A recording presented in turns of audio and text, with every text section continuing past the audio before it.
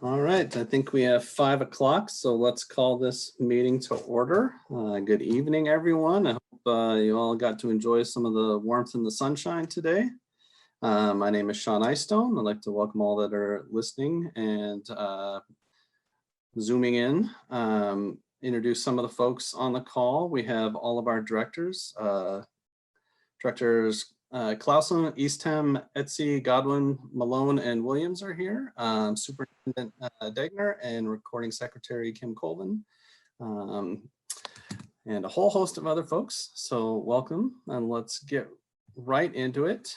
Our first item up is our student representative update, and I know a couple of them are here already.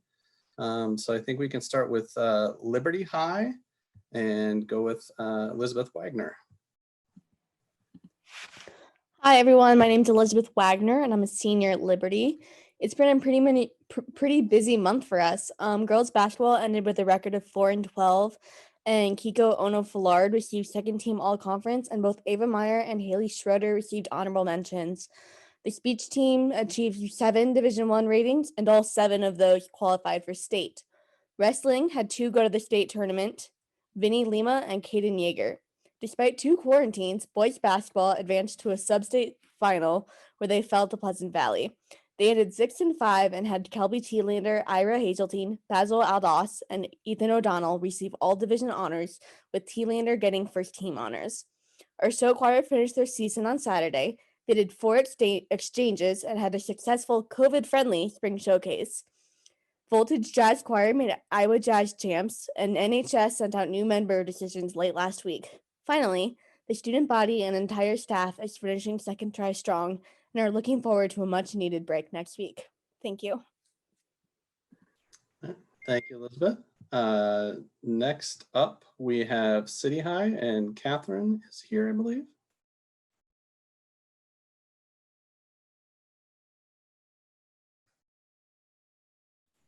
Hi, I'm Catherine. I'm a City High senior.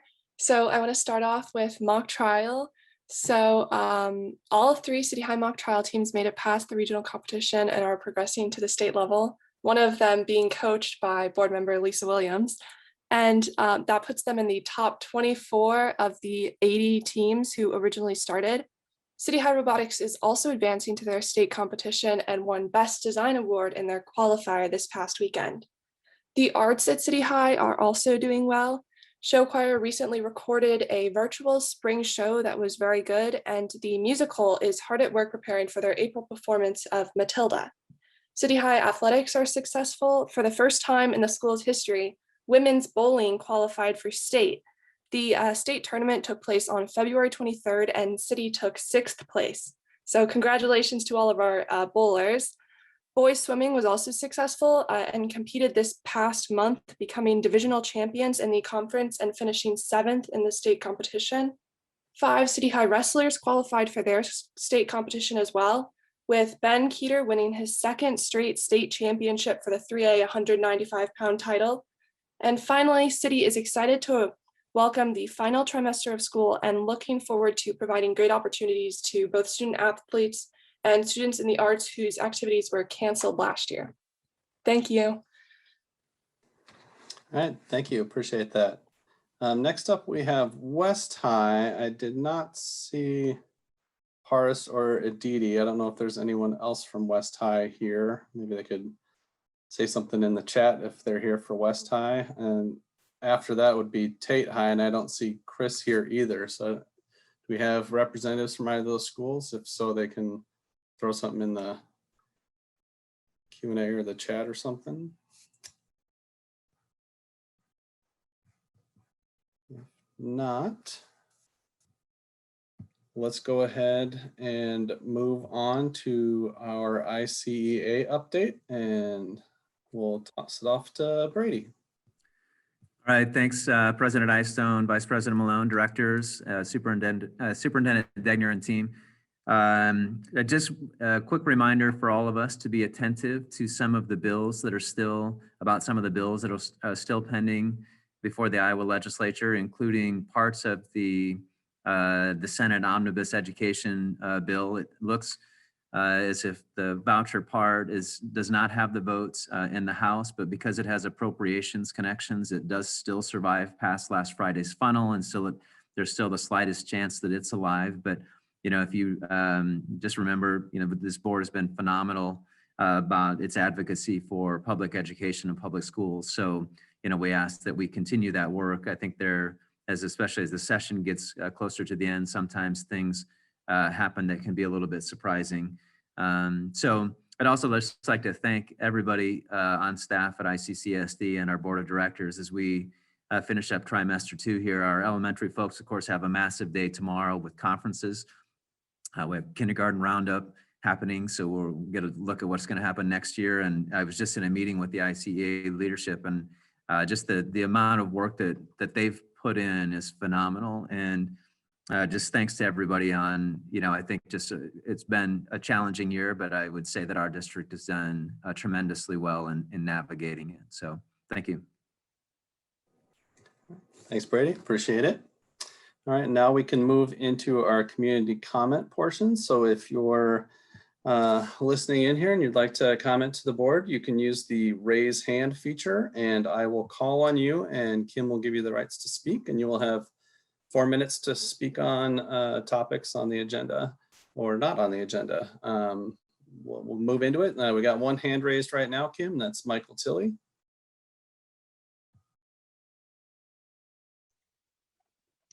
Good evening. I am Michael Tilley and I'm a parent of 4 children in the district. I live at 1108 Carver Street in Iowa City.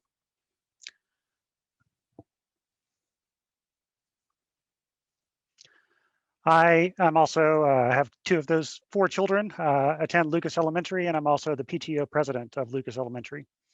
I am joining you today to request that the administration, in consultation with Dr. Jenkins, the principal of Lucas, add additional supports to Mrs. Razzo's 5th grade in-person class at Lucas. Currently, the class is slated to have 31 students on Thursday, which puts the classroom above the revised RAM allocations that were just adopted this year for Lucas. I've been told that there are about 10 classes or so, roughly, that are expected to exceed the RAM guidelines like this class. And I appreciate that up to this point, the district has been able to keep classes within RAM guidelines, and I do hope that trend will continue. I also hope that if hard decisions have to be made in particular cases, that several important factors will be weighed in Lucas's favor if 1 or more of the 10 classes cannot be brought into RAM guidelines. The first factor I would hope would be considered is that Lucas has a relatively high FRL rate in our district at about 50%. I understand that the rationale for why the RAM model was flattened this year, for safety reasons related to COVID that affect all classrooms, and I agree in principle with those. But I hope that the administration will take these additional barriers to education at a school like Lucas into account when making a decision in these cases if a line has to be drawn somewhere. Second factor that I hope will be taken into account is that this particular class is just today got off its second 14-day quarantine since January. Let me repeat that. They just had their second 14-day quarantine since January. And although we can't guarantee that improved social distancing by adding an additional teacher here would prevent future exposures, it would most likely substantially reduce the additional risk of exposures. Given the volatility that this class has already experienced, I do hope that the administration will provide the support that Ms. Razzo and these 31 students need. I've appreciated the administration and the board wanting to protect students that have already had experienced major disruptions over the course of the past year, like online students who have experienced multiple transitions between teachers. And my daughter experienced one of those transitions, and I can tell you right now that I can see that this 2 14-day quarantines has been just as hard, if not harder, than switching teachers on these students. And I hope you'll take that into account. A third thing that I hope you'll take into account is that although Ms. Razzo is a very strong teacher and she has a great rapport with her students and with the school, and even though these circumstances would be challenging, even in the best of circumstances, she is a very new teacher, and this is her first full year of teaching. And I can't imagine what it's like to begin your teaching career in this hot mess that we have here. But those difficulties have been amplified all the more by the quarantine and the additional challenges that you have at being at a school where lots of students are blocked from opportunities that are available at other schools. And frankly, I worry that if we don't add additional supports, that we could risk losing a good young teacher that we need in our district. So I am requesting additional support for Lucas and for Ms. Razzo. I think it's vital that we come up with a plan to support her and her students better, both to ensure their safety and their education. And if a full-time teacher cannot be added, then I hope additional supports will be added, like a building substitute or a half-time teacher or something like that.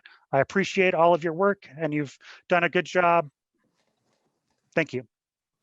Thanks, Michael. Next up is Shelter House. And when you come on, can you please state your name for the record? Can everyone hear me? Yes. Good evening. My name is Chrissy Kinganelli, and I'm Executive Director of Shelter House. Just joining you this evening in the hope that you will reconsider the resolution that you intend to adopt or will vote on, later on this evening regarding Roosevelt Elementary Center. I did submit a memo for your consideration earlier today. There are at least two proposals, the proposal submitted by Shelter House and that from the Aliman Center, that I believe in combination would create an exceptional community response and use for that site and adaptive reuse of that site. There's interest on both parties to collaborate. There's need in our community for both of the proposals and uses that were recommended by each of these applicants. We'd be absolutely delighted and honored to be able to work with you and to share more details on these ideas. But first, we just ask respectfully that you'd reconsider the intended resolution and press pause on this process. I believe there are other community organizations that would join us in a collaborative project. And the projects as proposed would serve significant community needs and would frankly benefit many families throughout the community, the school district. Thank you very much. Thank you. Kim, next up, we have Deb Wagner.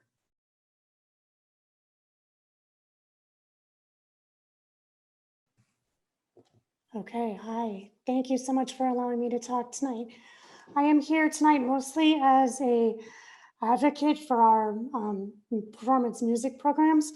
I come from a selfish standpoint where I have children in the district who are in these programs, but I also come from the perspective of a past music auxiliary president. I have struggled with this entire school year, knowing these safety ramifications versus allowing kids to participate in activities. I think you have probably gotten the brunt of the opinions on people who are frustrated with the discrepancies between among the extracurricular activities in the district. But I would like to come at this from a different angle and really encourage you to strongly consider allowing performance music to perform. I think it's time. It's been a year that our stages have been quiet, that the lights have been shut off, and it is time to allow them to perform. I fear for the future of our performance music programs with the lack of ability to showcase their talents and abilities, not just from the standpoint of packing parents and grandparents into an auditorium, but from the perspective of not having fine arts days and the band and orchestra tours that our upper elementary school kids are able to perform for the younger peers. That gives them an idea of what is out there and what the possibilities could be. Without having those things, I'm really concerned about the potential of decreased enrollment. And with the constant and everlasting talk of budgets we all know what happens when enrollment drops. Teachers go away and programs are eliminated. So I would really encourage you to watch those things as we move forward. And finally, from this whole perspective of COVID, I have done a lot of thinking about how our district starts our performance music programs, especially our instrumental programs, where our entire curricular instrumental programs are dependent on an extracurricular activity in the 5th and 6th grade levels.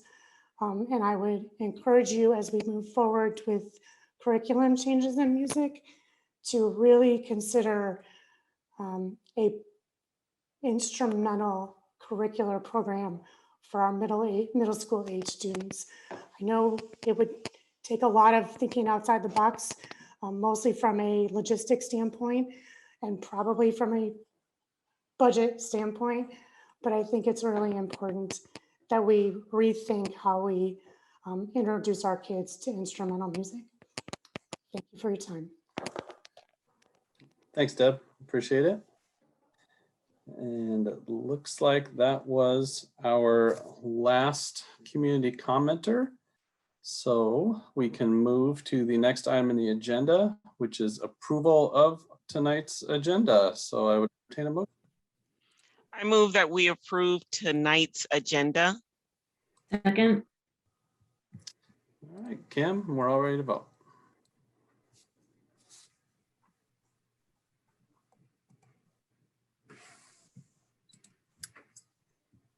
There we go. Online voting is open.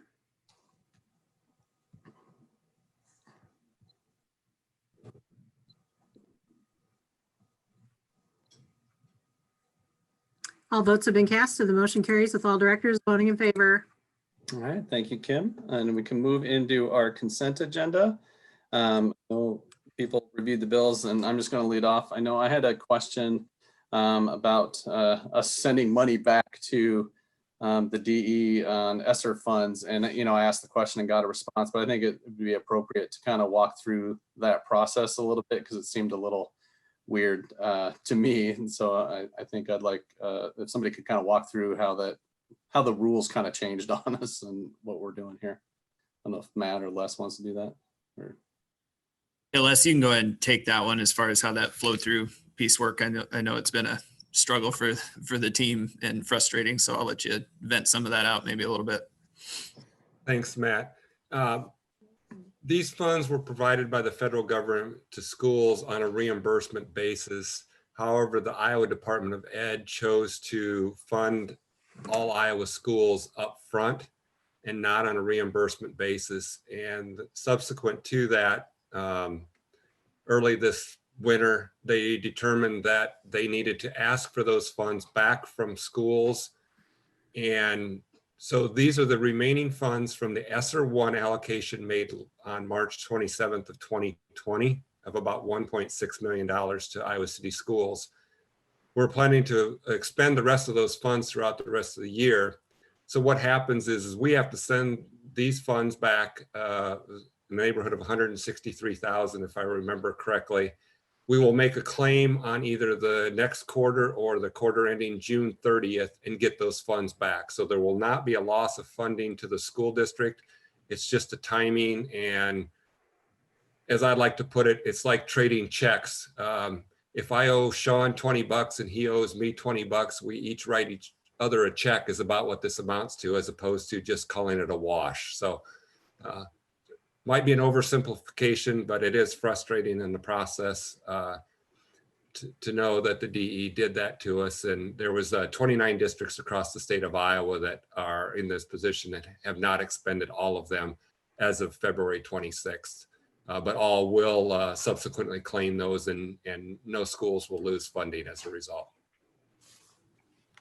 Thanks, Les. I appreciate that. I know when I first saw it, I was like, why do we got to give it back? I want it. So it was nice to hear that we are going to get it back at some point. Did any other director have any questions, particularly on the bills that they wanted to highlight? All right. Are there any items on the consent agenda that directors would like to pull? All right. If not, I would entertain a motion. I move that we approve tonight's consent agenda. Sorry, Charlie. It's all right. Second. All right. Kim, I think we're ready to vote. Online voting is open.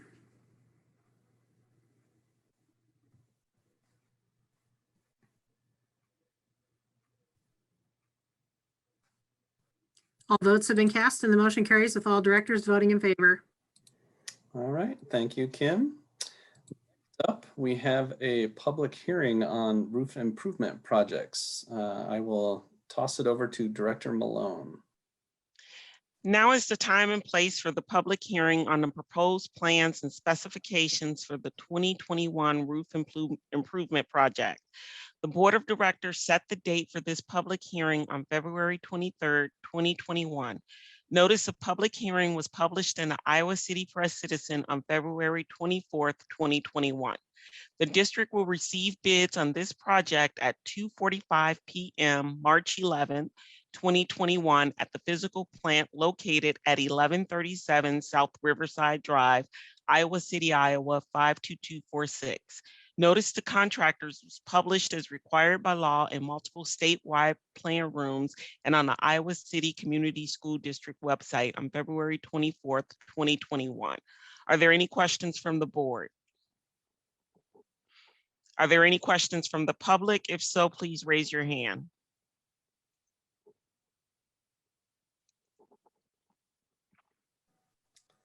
Looks like we're good and we can close this public hearing. Thank you, Director Malone.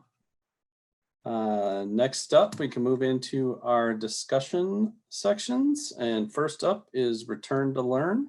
And I will toss it over to Matt. Good evening, everybody.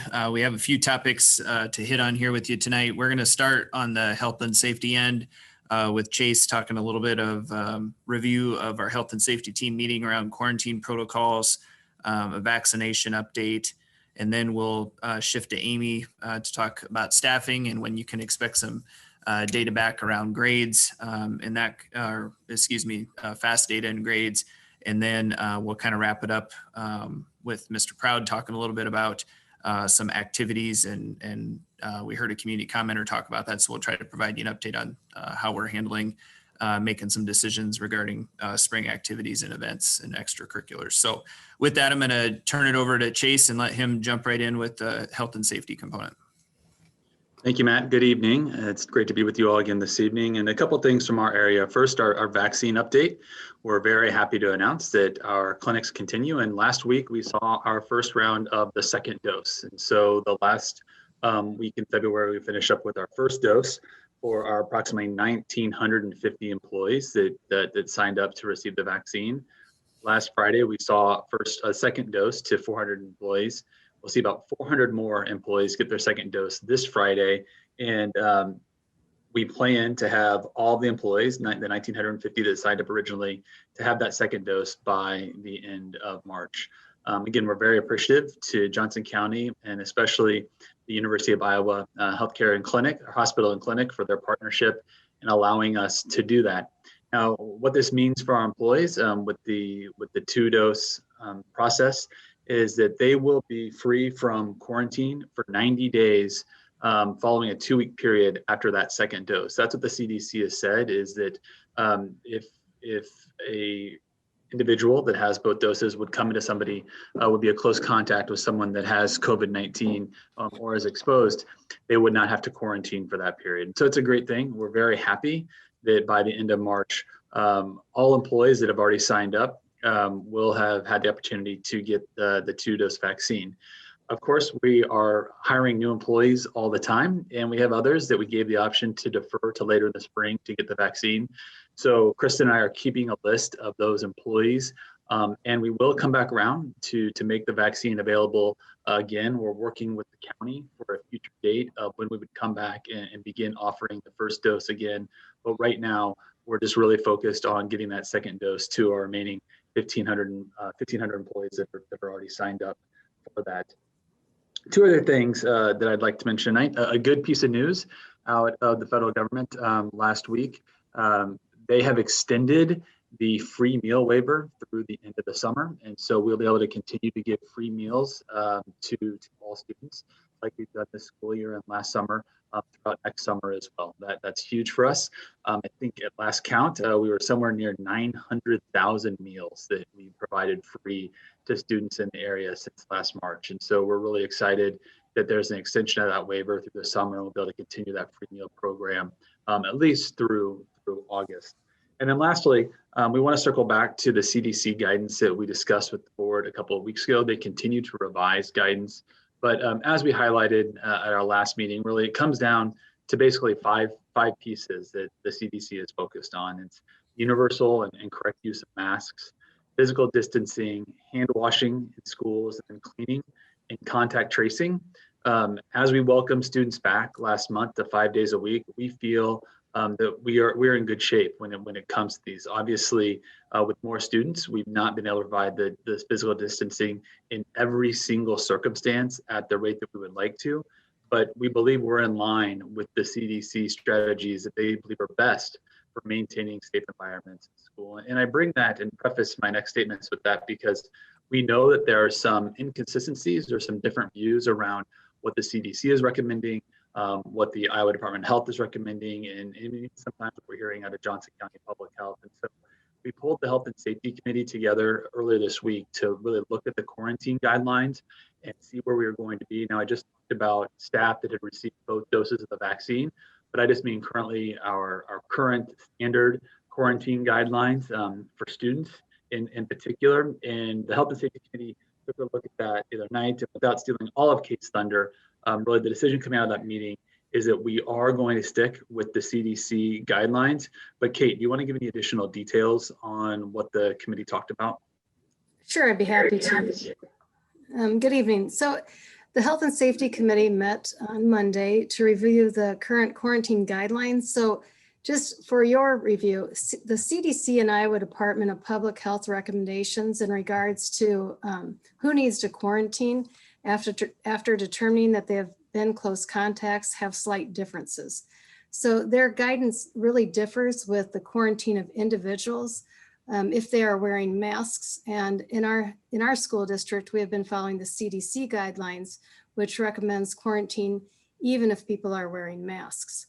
So the Health and Safety Committee reviewed our recommended quarantine procedures to determine if we should recommend any changes. We're not recommending changes at this time, and the rationale is the following.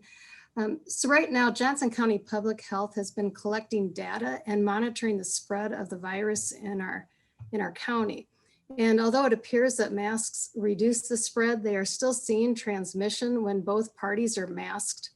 Johnson County Public Health is using this data collected to make future recommendations. And what they are believing right now is that these recommendations may align more with CDC guidelines and our current quarantine protocol.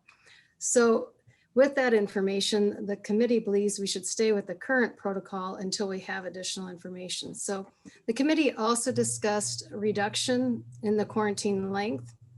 And again, Johnson County Public Health and our health professionals recommended that we stay with that 14-day quarantine.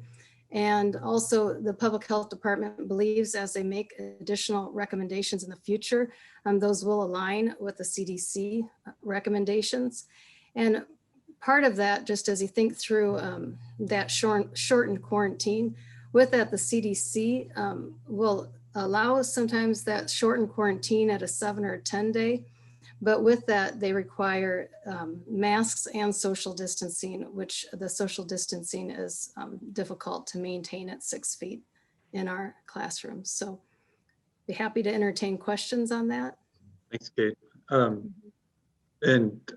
Thanks, Kate. And real quick, I think that Kate did a nice recap. And again, I think it goes back to us being aligned with where the CDC is, especially knowing the use of masks and hand washing in our cleaning procedures.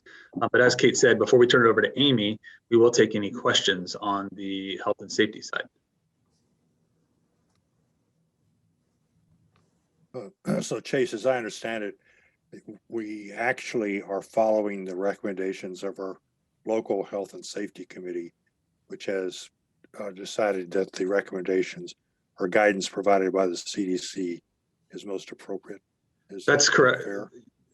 Yes, Charlie, that's correct. I mean, we start with the CDC as our benchmark, and then Kate and Jess have formed a team of, as you said, local health experts. That's what they do every day, and in court, including people from the county. And so we've taken their recommendations, and right now that recommendation is for us to continue to follow what the CDC's put forward. Chase, did we receive any reports from any of our staff who are receiving the second dose regarding side effects, any of them not being able to report to work? I know I personally saw the story about West Liberty and how the majority of their staff was down, and I believe they got it on Saturday. That just raised concerns about what some of our staff are reporting. I know what staff in my house reported. So I'm just curious to know district-wide how our people are tolerating the second dose.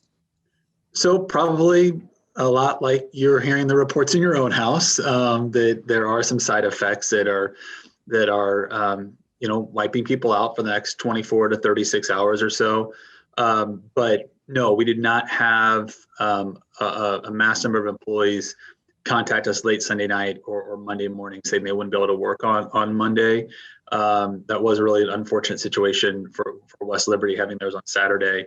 And we can't, again, that goes back to thanking the University of Iowa, because originally we were supposed to do ours on Thursday, which would have created a huge problem for us on Fridays. And so the ability to move that to Friday to give folks the weekend, I think really paid dividends for us, and is going to serve us very well, Rithina. But yes, we've heard in the general public, we have heard varying reactions to the second dose, but it did not have a significant impact on our ability to staff schools yesterday. Thank you. Chase, this is Brady. Can I? I didn't want to put you on the spot, Brady, but yeah. No. Well, just to weigh in too, I think on that, I appreciate the question for sure. I would say that another side effect or an outcome is just pure relief and gratitude that we were able to get the vaccine. And so as people work through any of the physical things, I just want for the community and for the public, to know if when they have the opportunity, that those are very real and very powerful emotions, and they certainly far outweigh any of the sort of short-term physical discomfort that you might have. So, and that, I think, to Chase and Kristen and UIHC just really speaks to the partnership that we have and that we were able to get it done. So I would say that that's not a talked about thing necessarily. There's some physical things, but boy, is there just, you feel incredibly humbled and grateful as well. Sorry, this is for Chase and Kate, not to take us all the way back, but I know that the recommendation is to stick with the CDC guidelines, but I was wondering whether the Health and Safety Committee touched on a situation where, let's say, a class or a group of kids are quarantined, and within that time, within that 14-day period, the kids do have, all of them go take a COVID test and they have a negative COVID test. Did that conversation even come up? And if it did, what would you say to everybody listening? Kate, do you want to touch on that? About negative tests during the quarantine period? Right, and in talking with, and I guess that's why we followed the CDC guidelines, that even with a negative test after 10 days, you can still become positive after that 10 days. And Johnson County Public Health was even saying they were seeing kids or people become positive even after 15 days, which is even outside of that window. Yeah, I think that's a solid answer, Kate. I think that's the big reason for the 14-day quarantine period, is just because of the different incubation time that the virus has on folks. And so while it would be, I can see why people would want to go get a negative test and be able to come back. That's why the mandatory quarantine period exists, is that we just have such different incubation periods that we see with that. So Hey, Matt, I do have one more thing before I turn it over to Amy Dromey. Question reminded me of it. And like our student representatives, I think a lot of us are looking forward to spring break as well. But just as a reminder to all of our staff and to our students of the CDC guidelines, that if you travel out of the country, the CDC did put guidelines in place that you have to quarantine for 7 days when you come back. And so I know it's only a week away, and so travel plans are already made, and we tried to start making that announcement about 6 weeks ago when that new guidance came out. But just a reminder as we head into spring break week that there are no quarantine guidelines for domestic travel, but if you travel internationally, there is a quarantine period upon return to the United States. Thanks, Chase. I think with that, we'll transition over to Amy and have her talk a little bit about the process we've been working through with staffing and take some questions you guys might have around that. Thanks, Matt. So good evening, everyone. Yes, we've been looking at late enrollment request and watching enrollment impact over the last week or so. We continue to see late enrollment requests coming in both at the elementary and secondary level. Greg, Diane, and Nick and I take a close look at that, and then we're seeing where, while we're approving requests, where we have hot spots. So over the last few days, we've looked at and thought about, again, those guiding principles that we talked to you about a month ago when it comes to elementary staffing. So I'm thinking about 4 key areas, health and safety as a component. We've been real good about, not going above RAM 5. We think keeping those class sizes at that kind of max level is where we want to be. We know we need to stay budget neutral, and we'd love to be within the RAM at all levels if we can, as much as possible. And then also the other big factor is trying to create or not create, have as little disruption to staff, to the students, and to the families. So as we went about the work this time, we were looking for, of course, we were looking for anybody that was over their prescribed RAM. And again, all of our buildings are either at RAM 2, 3, 4, or 5. All year long, we've done a pretty decent job, particularly on site, of being able to keep everybody within their RAM. This is the first time that we are proposing that we don't stay within the level 2, 3, and 4 RAM and consider only adding additional staff if a building would go over a RAM 5. So even if you're sitting at RAM 2, 3, or 4, you would have to go over a RAM 5 level before we would award at this time of year. So then kind of abiding by that, we were able to add an FTE. We actually are using a building sub from a different building to one of our 6th grade classrooms, 6th grade on-site sections. We do have another classroom in the district that's slightly over. That classroom was over during that February 15th staffing period. They have another grade level that is also close to being over, but wasn't over. The principal felt that there was additional needs in that classroom. And so that teacher utilized that FTE at that grade level. So that's one that's been over. But again, the teacher made that, or the principal made that decision to utilize that FTE at a different grade level. And then we do have 5 sections in the district that are over their RAM level. So these are buildings that sit at RAM level 2, 3, or 4, and they've either tipped over by 1 student or by 2 students. And at this point, we haven't granted FTE. Just to give you an idea then about how many other sections would be sitting at the top of the RAM, we have another 8 sections out there that sit at the high end of the RAM. So they haven't tipped over, but just to give you a sliver, I could continue to go on and tell you who's one under their RAM. But so to give you an idea, we've added 1 FTE. We do have 5 sections that are over their RAM, but not over RAM 5, that we have not awarded FTE to, just for all those reasons I mentioned before. And with that, I guess I'd entertain questions.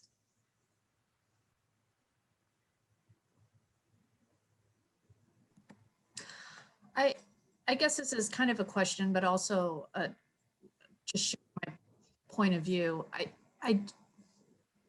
I don't know if we'll get to a situation where we have a RAM 5 school that goes over, but if we do, I think we need to give strong consideration with that class size at a RAM 5 school exceeding the RAM 5 level.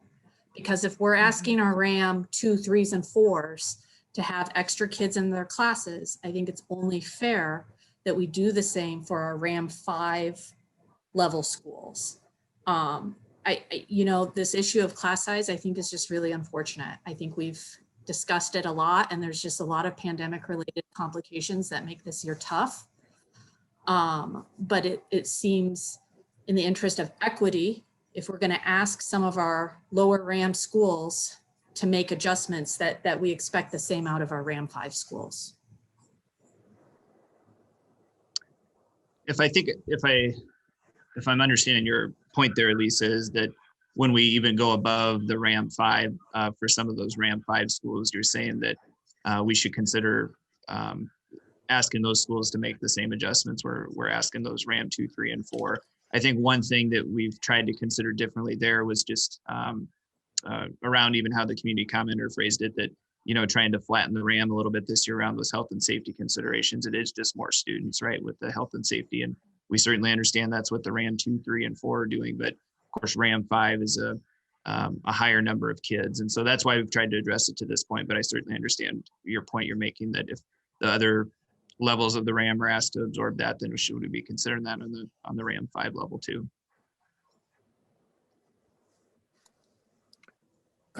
So Matt and Amy, what would we need to do to meet the standard that I think Lisa's outlined? Well, I think what Lisa's suggesting is I don't think she was necessarily advocating for adding staff, but Lisa, correct me if I'm wrong. I think she's saying that if we're going to absorb students as we continue to take these late requests, then we kind of ask that of all levels of the RAM was her point that she was really advocating for there, Charlie.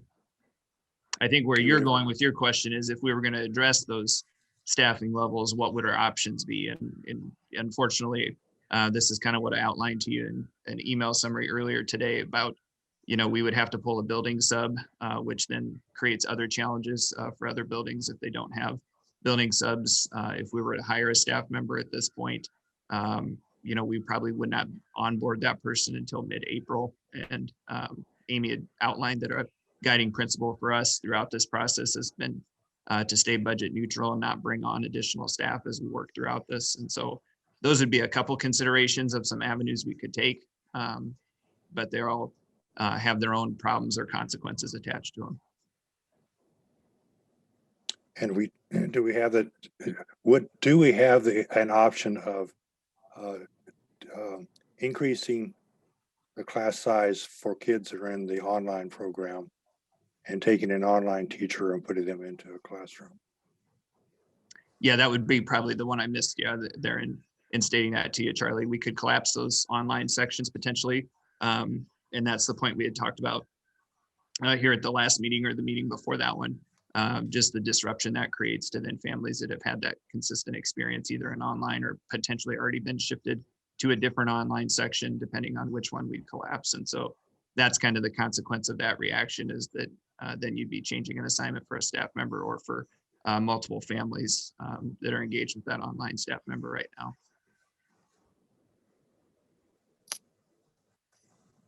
So I think just one thing maybe I'll say before you go, Sean, sorry, is just a kind of just a culture component of this. And I think it's just one thing, and people have been great about this, I would say, through emails or through their dialogue with us, is just to remember that, again, none of us asked to be in this situation, right? Nobody wants to be here. Nobody's asked for the multiple transitions, for the different staffing changes we've had to make, for large class sizes, or for not being able to provide social distance. And so I think this is, the culmination of this issue is us now locally trying to figure out a solution to, problems or challenges that have been presented to us, not necessarily ones that we would have identified or a path we would have identified to move forward. And so I just wanted to say thank you for the people that have recognized that and tried to be patient and understanding as we went throughout that. And, and especially our staff, we know they're frustrated with some large class sizes as well, and that it's a huge ask of them. And in a year, they've already been asked to do a ton. And so, we wish there was an easy solution, and we wish there was something we could bring with a better idea. We wouldn't want to be bringing you 5 sections to say, guys, we don't really think there's a great plan to move forward here that doesn't have some consequences to it. So just that from the onset, I wanted to say that too, as we kind of entertain this conversation. One other point I would just quickly make is, the data I share is for this point in time, right? Tomorrow, I could be telling you something different with 6 sections up or down to 4 sections because we have students enrolling and we have students, moving all the time in a district our size too. I'm not saying that these particular 5 will happen. Maybe those that I shared that are in kind of that top tier of, they're at the top level of their RAM, maybe they're going to lose a student tomorrow. Maybe they're going to gain. So it's really about this point in time as well. All right, I have a few thoughts. One, the sections that you mentioned, Amy, the 5 sections that are over their RAM, that's all on site sections. Is that correct? Is right. RAM model into the online program, or did we just sort of pick a number as to what an online class should be? So remember at the beginning of the year, we even put this on our webpage for that online program that we were going to staff that at RAM 5. And so at the beginning of the year, it was fairly well staffed at RAM 5 levels. But as we've continued to make adjustments then from first to second try, and then on February 15th, we tried to, again, go at it with as little disruption. And that's where you'll sometimes hear people say, well, I know that there's an online section that, maybe has 16 students collapsing that. Well, again, it's which of the guiding principles do you want to go back towards? And so we're trying to go from it, we're trying to use all 4 as much as possible. Health and safety, so not get our classes too large, stay budget neutral, stay in the RAM with as much as possible and as little disruption. So massaging that into what's, the perfect solution, real challenge. But RAM 5 is where we started with online program. And I would say as we tweaked and made those adjustments, we have certain grade level. So I think it was Nick the other day or Greg that ran it for me. Our on-site average for every grade is lower than our online average for every grade. So if that helps to know that information too, we've been able to at least keep online average higher. Okay. So then the next question, I know that you say you keep getting a lot of late requests to change enrollment. We put a deadline in quite a while ago. At some point, we got to just say no, or maybe we have been saying no to a lot of them. And I honestly don't know the answer to that. So I'd appreciate hearing that. Are we saying no? And when is the point when we absolutely start saying no to everybody? Was it everybody wanted to get last minute in before the trimester started and then that's our hard cutoff, or is there something else going on? Yeah, so I'm going to take on a little bit, maybe, and then let you add on it. But I think we'd like to accommodate as many as we can until the trimester, and then try to have a little bit harder line about waiting once the trimesters began. I think the challenge, John, is I'm not sure we can say no in a whole lot of circumstances.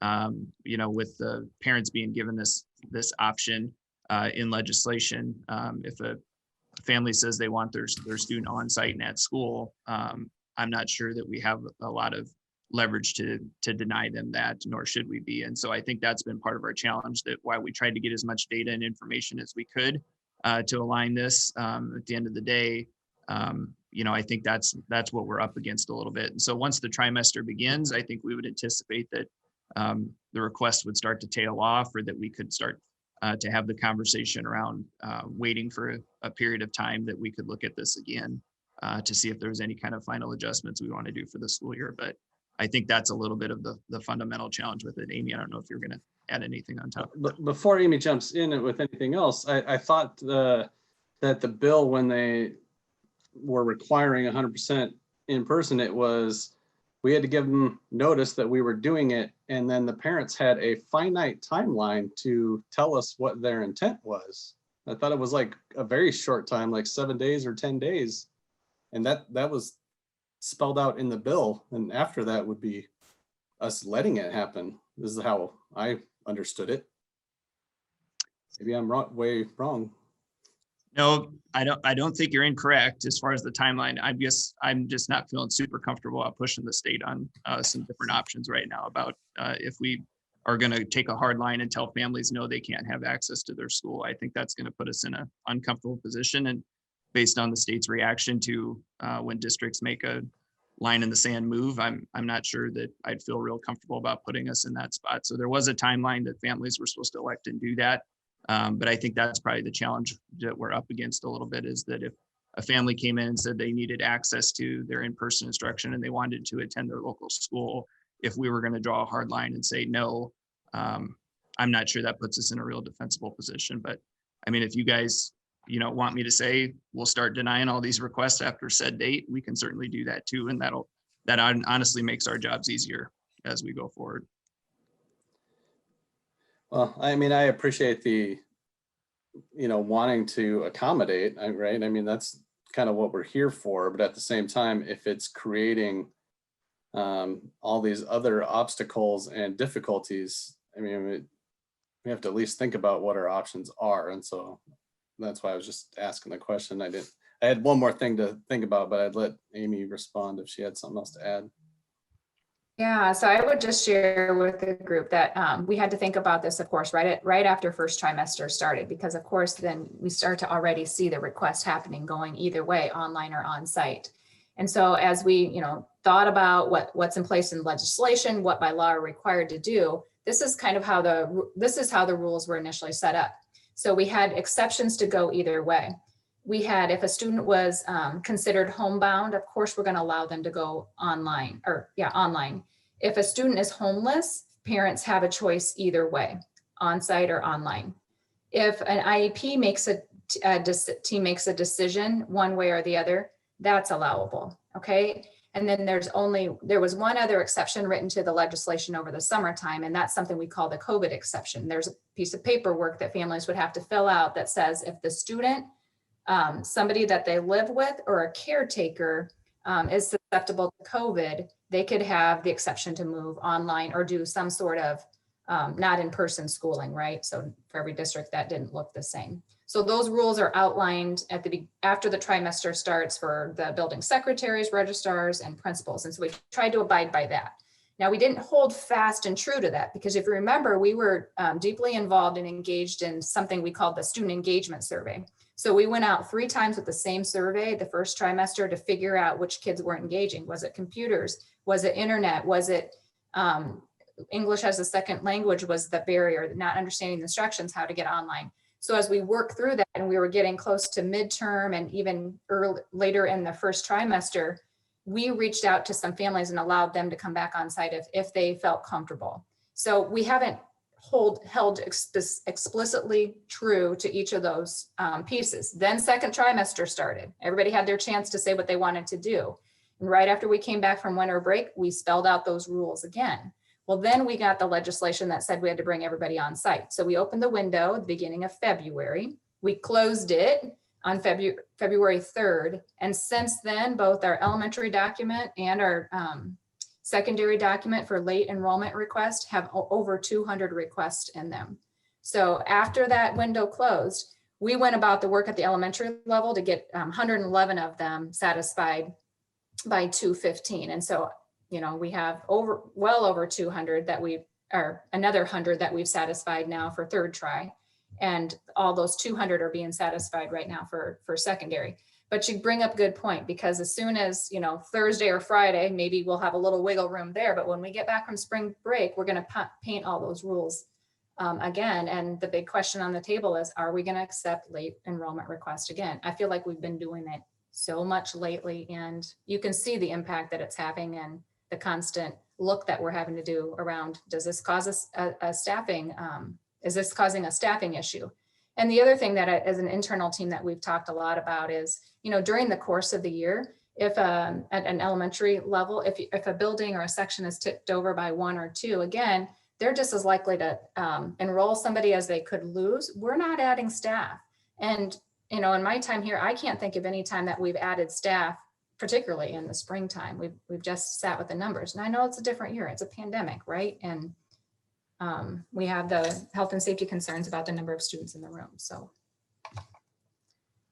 I do appreciate you bringing up the volume part there, Amy. I mean, as far as how many requests we did get after that window, because I think right now we've heard from obviously folks, concerned about class size issues, but if we hadn't been accommodating those requests, I mean, that is an extremely high volume of parents I think we would have had a large amount of concern from. So whether that was, a share of responsibility ours on the communication end, or you want to say it was the legislation with the turnaround being too tight, or as people become more comfortable in the new stage of the pandemic and wanted to change their mind, whatever the reason would be, we've had an extremely high volume of those. And we would like to hold it tighter after the trimester and tell folks, we've been pretty understanding and flexible with this. Now we need to roll with the staffing we have. But Amy also brings up an excellent point that at 1 or 2 students over your staffing model, if we do close that door, we wouldn't be adding staff in a typical year at this point. We would just be going with those numbers. We wouldn't be redoing our whole staffing schedule to accommodate sections that go a student or 2 over the RAM. Matt, this is Brady. Could I jump in? I think one of the things that, teacher and para-wise, the consistency across your time periods is really important. And so, whether that's messaging or some sort of action by the board to say, this is really what we're trying to do in terms of, cutoffs, unless there's a real profound exception. But it does create a lot of, it's tough in the system. I think teachers would tell you as students come and they, because you want to build a relationship, you want to get to know them, you want to figure out what your classroom configuration is, what their schedule is, what special needs and services they might have to be provided. So the work that Amy and Matt and their teams have done is, incredible. It's just a lot of logistics. And I think from the teaching side of it too, it does present some challenges. And this is, of course, a challenging year, but I think this is a really important conversation. And it's something that teachers have certainly brought to my, attention that, obviously we've been required to make some changes in our learning models by the state, which we're doing, but, trying to maintain as much consistency and compassion to the situations families are in at the same time, which is very hard to do, I think is important. So I did have one final thought, and it's probably going to be a question that's not really easily answered, but you guys kind of teed it up for me a little bit. Like I said, I do appreciate the accommodations we're making to try and meet the needs as many of our families as possible. And I think we need to carry over that same thought process to our staff. And so we are sort of limited in just hiring new people. We can't just find a pot of gold, or we don't have people like hiding out, waiting in the wings to start teaching. So I guess my very open-ended question is, what can we do? What supports can we offer some of the staff that do have large class sizes or have extenuating circumstances that are making it more difficult than it should be? What things outside the box, outside of just hiring people, can we do, or are we doing? I assume we have all sorts of supports out there, but that's what's going to end up, making it this weird year, right? As Amy said, it's not a normal year. It's what's going to get us through the rest of it is trying to support each other. So I guess, like I said, that's a very hard, open-ended question, but I think that should be part of the conversation. If it's not just let's go hire people, there's got to be other things that we can do to support our staff and families. Sure. So I can start that question a little bit and then let maybe Amy, Nick, Diane, even Chase. I know that his team's been out and walked a couple buildings with folks too. And so if there's open rooms, trying to split those sections different times during the day, of course, looking at lunchtime solutions. We know that's been either problematic or just been a developing solution as we went along, to know as sections have potentially fluctuated, the group they had eating in the cafeteria is maybe a group that needs to be now eating in the lunch, or excuse me, in the classroom, and they need to move another group to the cafeteria. But those opportunities to try to break the students up for different learning opportunities throughout the day, if there are extra classrooms in space. We've told you though that that's obviously very limited as well, that we don't have a lot of those in our buildings right now. But those would be a few things, Sean, that come to mind. I think when we also think about, different supervisory time, that, we may be able to do some different things supervisory or helping out that way, where it's not a teacher we're looking for, but an additional resource we can look at providing. So I would ask maybe then Amy, Nick, or Diane, if as you guys have worked directly with principals about some of the solutions they're employing if they have other ones that don't fit in kind of some of those parameters. I think you've touched on the one that I'm most familiar with, and that's if, seeing if they have an extra classroom that they can split the class at different times of the day. Some of these classrooms have paraeducators in them that maybe are assigned to certain students, or maybe they're a shared pair across the room, and they're able to do that because, of course, we wouldn't want to have students in by themselves in an unattended room. The other thing is some of these buildings are Title I buildings, and so there would be pull out with a variety of teachers, which is lessening their class sizes somewhat during the day. As I look at that list of who is over by 1 or 2, they are all Title I buildings. So that's an avenue to explore there too. I think the other thing to think about is, and it's not budget neutral, so it doesn't stay within our guiding principles. And so it's the same situation when you're talking about adding teacher FTE, whether that's full-time or part-time. You could say, well, maybe you could add some para hours to those classrooms, but there you've then inserted yet another adult, and you just have to think about, is there a space that then that class could split off to? Because we also don't want to continue to add just more people to the same room, but that's not a budget neutral solution either.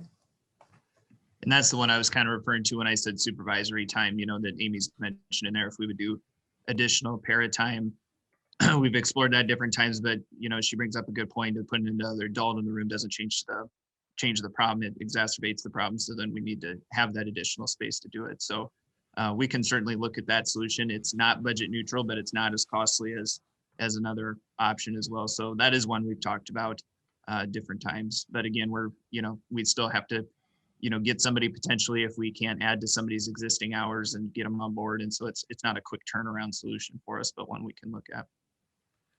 One thing I would highlight, because I had the opportunity to work through this pretty closely, good evening everyone, by the way, is there's a range to which our classrooms, and we've talked about these 5 that are towards the upper range, but some of the things that happen, and then principals are able to be very creative within their buildings, is we have many classrooms that are at a much lower number than we would typically have in a given year, 11, 12, 13 students in a classroom, because we need that classroom to exist. So then you have to look at some creative solutions. So sometimes you may see a 30 or a 31 in a building, but in that same building, you may also see a 12 or a 13. So it does, those are the things, it makes it difficult, absolutely. But at the same time, it does allow some creativity and flexibility within those building principals to see how they're maybe allocating staff, or as they talk about different responsibilities that our teachers have beyond the classroom. I think those are some things that can be easily discussed as well.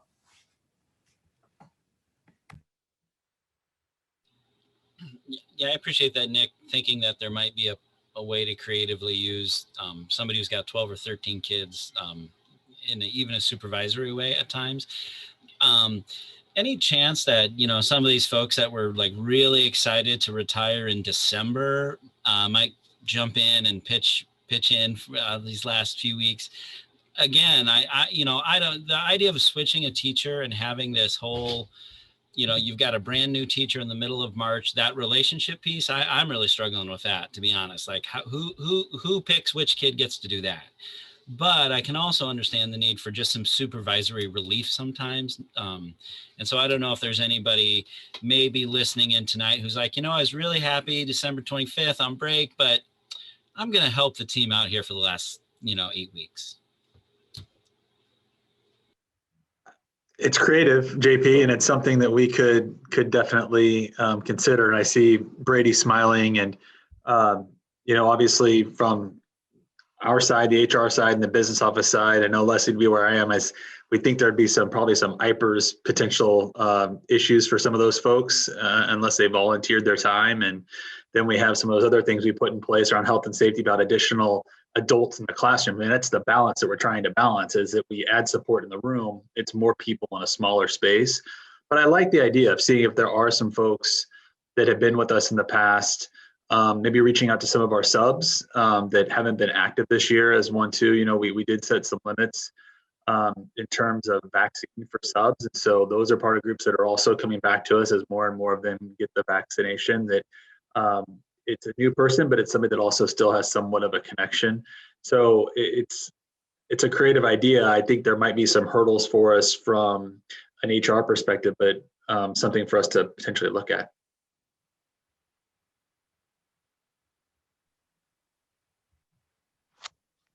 Well, what if we got rid of the budget neutral limitation? I mean, I haven't heard so far an indication that we would have to spend $1 million the rest of this year in order to get all of the class sizes within the RAM limitations in all of the elementary buildings. So, I mean, I think Matt already mentioned this. Sorry, Matt, to keep talking, but I mean, I think that the other limitation, Charlie, is even if we open up the checkbook to bring on new staff, is that we're not sure that we can find the teachers. It's the middle of March, and so we're talking 3 or 4 weeks until you'd have a new teacher in the classroom. It goes that relationship piece that JP is talking about in terms of splitting that. And so while the finance piece is significant, I think there are other factors involved as well in terms of finding individual quality candidates to put in classrooms to ensure that the education the students get the rest of the school year is as good as the education they're getting right now. And so we have to look at it as more than just dollars and cents. We also have to look at it about the personnel that might be currently available to us.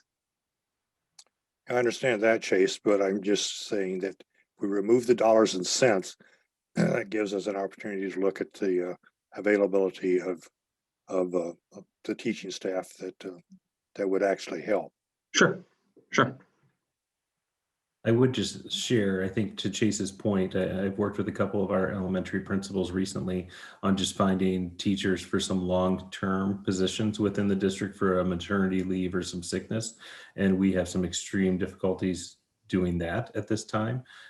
So I think that would be a barrier. I'm not saying it would be impossible, but I do think it would be a challenge as many people are in those capacities, or the people who are currently looking at applying in our district are under contract in neighboring districts and wouldn't be available until August anyway. So it'd just be something for us to, it would certainly be a challenge we would have to navigate, because that has been a difficult thing for us since, I would say, December.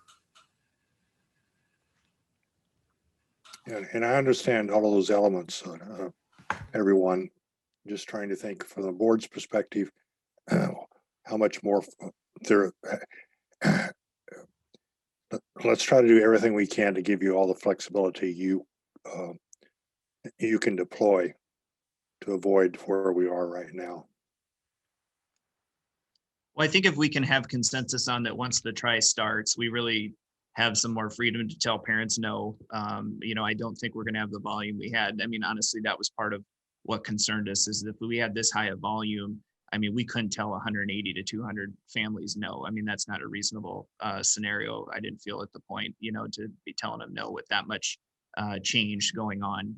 Now we've been pretty flexible with this. We've been pretty open about this. People know that they've had this opportunity, but moving into the new trimester, if we start telling folks, we don't have space, or we do it on a space available basis that doesn't put us over the RAM, I think we can look at some of those sections and try to look at some maybe more the outside the box solutions we talked about here. I do think those concerns about bringing on a teacher at that point in the year and then splitting a class, and which families get to stay with the teacher they've had and which ones have to go to the new teacher the last of the year. I'm not sure we're fixing a situation there. We're just maybe creating a new problem rather than solving the original one we're trying to deal with. So I think if we look at some of those solutions, Charlie, Amy could probably tell us exactly how many sections we have. How many elementary sections do we have, Amy, total? Total 355, 240 on site. So when we think about 355 sections, the fact we have 5 sections right now outside of our RAM, even if that number creeps to 10 or something closer to that as we get to it. I mean, again, I just want to give a credit to the team. I mean, that's pretty masterful work that we only have 5 outlying there. And that doesn't make that situation any easier for the families involved in one of those sections. I certainly understand that. But if we start continuing to allocate staffing, we're getting just as many emails or as frequent of emails from parents in sections at the top of the RAM that aren't even tipped over yet, but are concerned about how large the class size is there.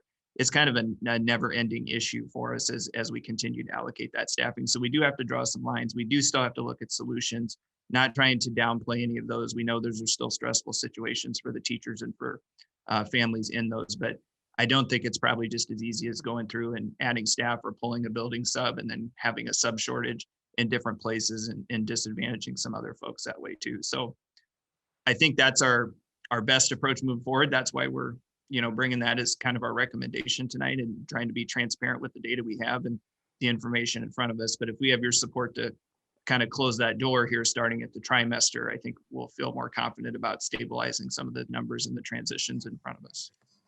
Matt, I do think we need to communicate with our families that I'm in support of closing that door, and maybe communicating that in extreme circumstances, it's going to be where space is available, because we can't keep operating under the current situation that we find ourselves in.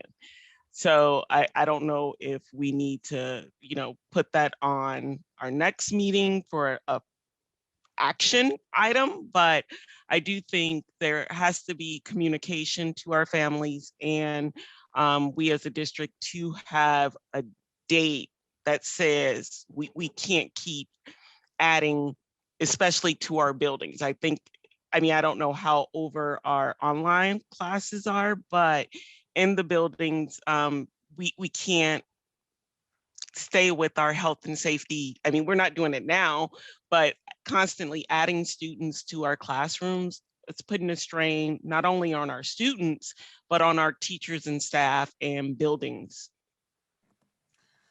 I agree with Ruthina's point. I also want to, I don't have a problem with you all saying no and more often. I am a little uncomfortable by saying we're going to close the door permanently, because I don't think that there are a lot of parents hanging out in third try who have just been like waiting to change enrollment options, that they've been lying in wait and they're like, yes, now it's April. Do you know what I want to do? I want to switch up my kid's life and transition them to different options. I think that what we're going to see is parents who want to transition have something going on.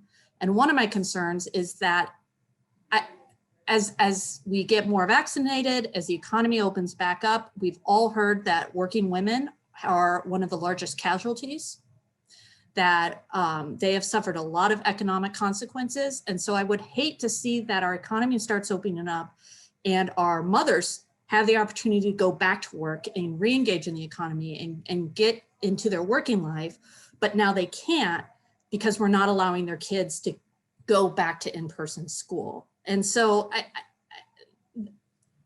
just would want us to keep, when we say extenuating circumstances or good cause or things like that, I want you all to have the option to say yes. I don't like the idea of a black line, no, we're done. Because again, I think that in April or May, the people who are going to be asking to change probably have something going on that is necessitating the change in their life.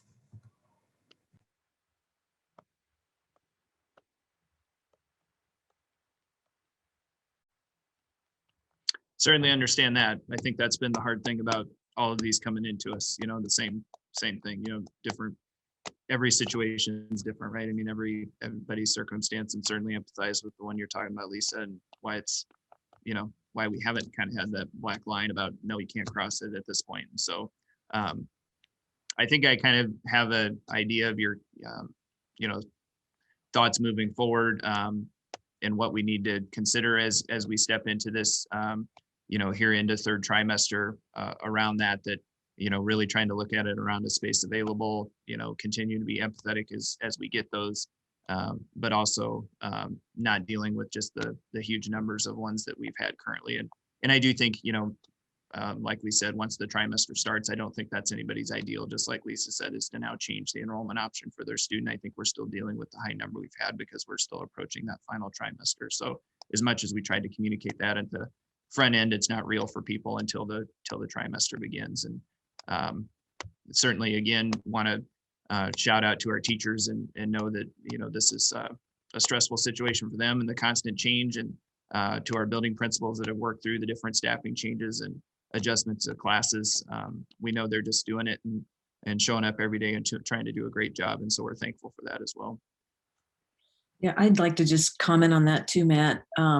High commendations for everybody. It's clearly been stressful for everyone involved, and everyone has been doing everything they can to accommodate all of the unique, trying, crazy circumstances we've been working through. And so deep appreciation for you all, for teachers, principals, everyone involved, to try to respond to these personal stories and personal needs and family needs coming forward. And it is hard. I commend you all. I do think that we should set some expectations around the formation of the new trimester, and to limit changes to extenuating circumstances that you all have been dealing with. But hopefully the volumes won't be there. But I just want to say thank you, because you all have done an amazing above and beyond. And it's clear that you've pulled out every trick, every creative option to make this work. And just want to say big. Thanks, Janet. You I think you muted yourself there at the end, but thank you for the comments. Appreciate it. I know you got other topics to get to, Matt, but since we're on staffing, I'd throw it out there. Can you speak a little bit to how we are preparing for fall? Because that's usually the staffing you're worrying about right now. And I know we're very focused on the immediate, but at some point, that's got to be done too, right? So very briefly, I don't want to take us too far down the rabbit hole here, but just an update on what that looks like. Matt, I'm happy. I saw you unmute, or Chase, whoever wants to jump in. But the one context I'll give before one of these guys takes it, we had a lot of conversation about even if we should start that process or not, knowing what legislation was pending as the legislative session began. We did step in to some of that. Those of you that have students know, they probably started that process. And then we hit, what was the February 15th date and our trimester. So with that, I'll let the team jump in and talk about where we're at in that process. Sure, and Sean, you're absolutely right. This is when we would be doing that. And it really ties in a lot to the conversation that Leslie's had about the budget. But the message that we've been giving to our principals is that we're going to maintain flat staffing or as close to it next year. We don't believe that we're going to have to make any cuts. We don't anticipate that. That's not a message that we've sent and not one that we plan to send. But we have tried to be very transparent that we don't believe we're going to see an increase in staffing across the board. And so as we look at next year, we will look to replace staff that we lose through attrition, whether that's retirement or seeking other employment. But we don't plan to make any major additions, whether that's on the certified or the classified side of the house as we look at next year. And I would just add that this month, there's a couple of key things happening, or key dates that have happened, and then foreshadow something that's going to happen after spring break. So as of March 1st, you know that the open enrollment deadline is March 1st. We also have our voluntary transfer deadline. And so those two pieces are kind of smaller pieces to the enrollment puzzle of what's happening next year, but that date has come and gone. And then tomorrow is a key day for us. We have kindergarten registration, like Brady was alluding to earlier in tonight's meeting. So we're excited to see how many kindergartners are going to come to register tomorrow. And then as far as just online program, we're trying to figure out what that interest is going to look like for fall. We recognize that it's early in the game to get that, but we are going to go out with an initial ask to our families. And so after spring break, there'll be communication that goes out around an enrollment period that's going to open up for families. We'll actually use Qualtrics to seek out their interest for if they would have interest for their children attending online program for next year. Ahead of that enrollment period opening, Greg, Dr. Schultz, and a few other individuals are going to hold a webinar the week of March 29th, and they'll hold 3 different webinars, one for elementary, one for junior high, and one for secondary. And then that enrollment period will be open for about a week in early April. Our communication around that will also say to families, if you know right now you're set on it, go ahead and fill out this form. Otherwise, we'll be going back to families in July. And so as we talk about staffing, we know that our staffing, even that we eventually do here in April and in May, is not going to necessarily be perfect because it's still early when we're facing this, where we're at with the pandemic for parents to make that choice. So I would just foreshadow some of those things that are happening. And I'm sorry, I meant to say this early on when we were talking about return to learn.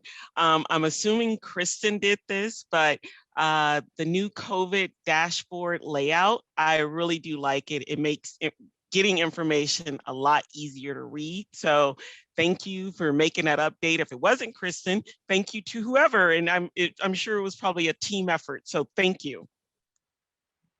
Kristen deserves all the credit with the website stuff. So good work, Kristen. Thanks, Ruthina. I appreciate that. I'll So I share think two so more for- things and then, oh, sorry.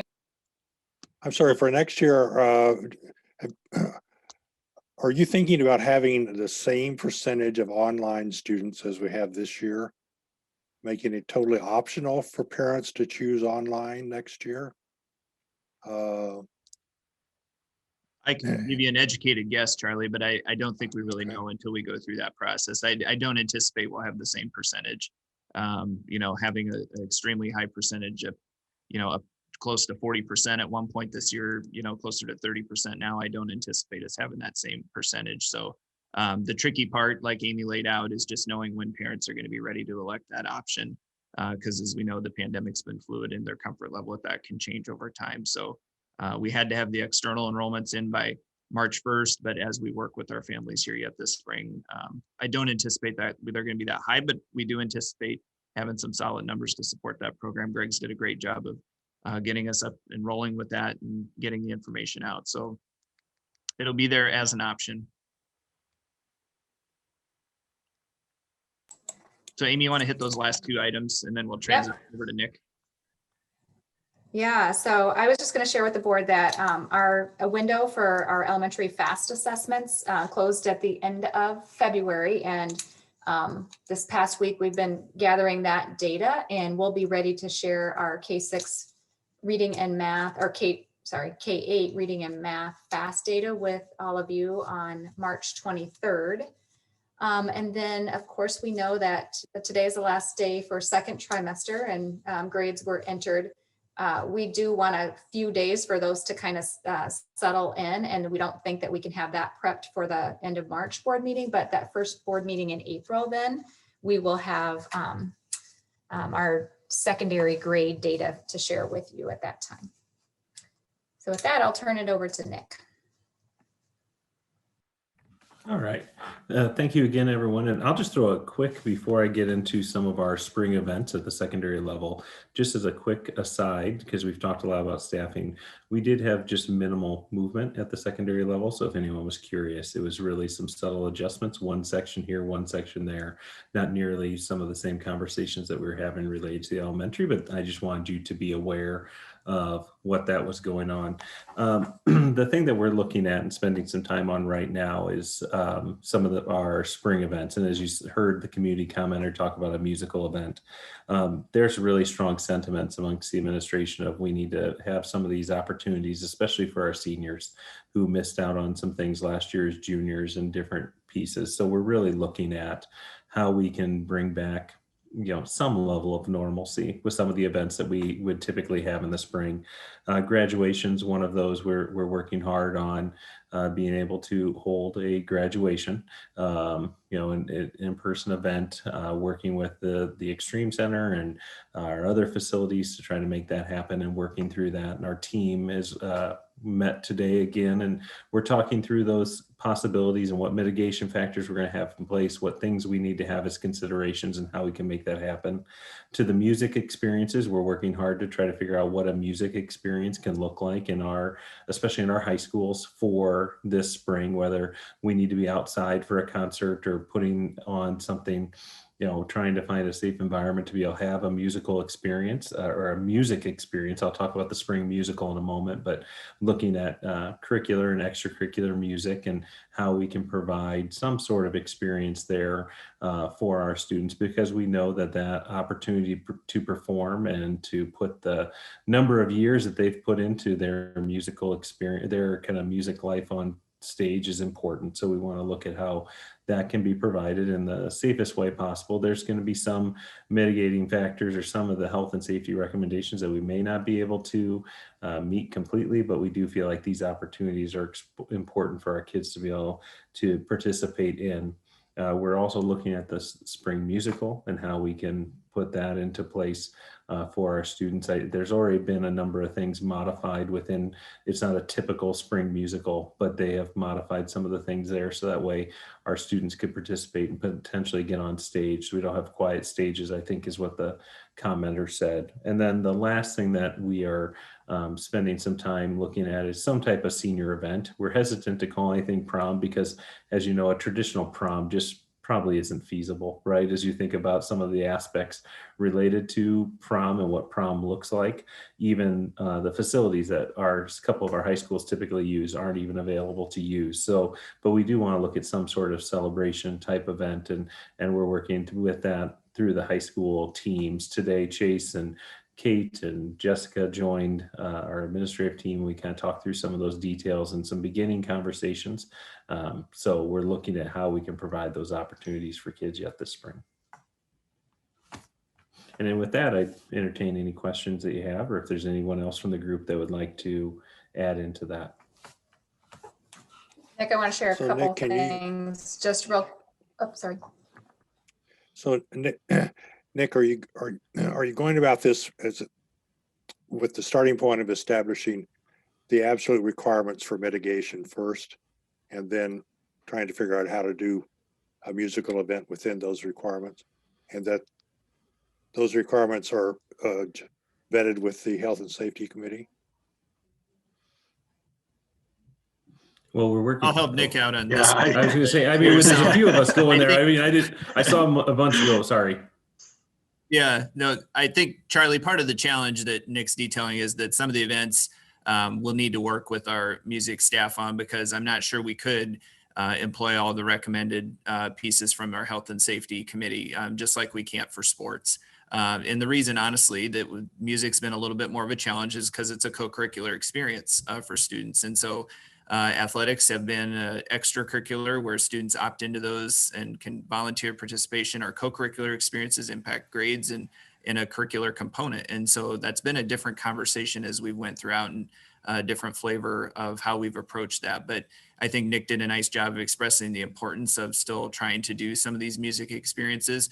But I'm not sure that everything we do will fall in line with what our health and safety advisory team would say is the best practice in that event. And so we'll need to make sure that in those instances, families are well aware of doing that. And I'd just add one thing, especially for the ones that have a curricular tie. The team today really discussed that we need to have, easy, not I wouldn't say easy, but options for students to be able to opt out of those things without any sort of penalty or any sort of, thing that would, impact their grade if they're choosing not to participate in that. But we, at the same time, we do have some people who really would like to have that choice. So we need to kind of balance that need for, or that desire for the different groups there. Nick, thank you and the team for working on trying to give that option to our students, because I know, our students feel as though they're missing out on, they are missing out on so much, as well as the staff that work with them to see their progression and see it out in public. So thank you for that. I just had a quick question. I know it's several months away, but have we given thought to what graduation would look like, and when would we get a report out on that? I don't know if we're talking about limiting the number of people that can attend or what have you. I just want to make sure we're able to communicate to those graduating families as early as possible if there's a change from what we were able to do in the past for in-person graduations.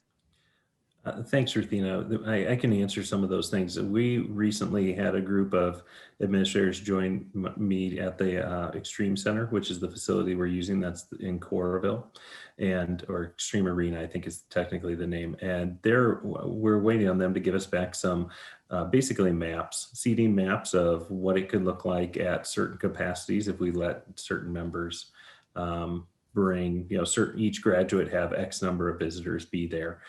So that we have to wait and get that information. And once we're able to get that information, I think we'll be able to provide some greater detail to all of you as to what that would look like, what type of attendance we're going to be able to allow, if we're going to have to limit. One thing that we've said is essential is the ability, and we're working on this, to do a high quality, live stream, because no matter what, we're not going to be able to have, if you have a large family and you want 20 some or something extended family, that's just not going to be possible. So we want to make sure we have options available, or if you're just not comfortable participating, we've also talked about that, or we may have some families and some kids that just, they don't want to do the in-person graduation, but we still want to be able to celebrate their graduation. So we're trying to figure out the best way to do that as well.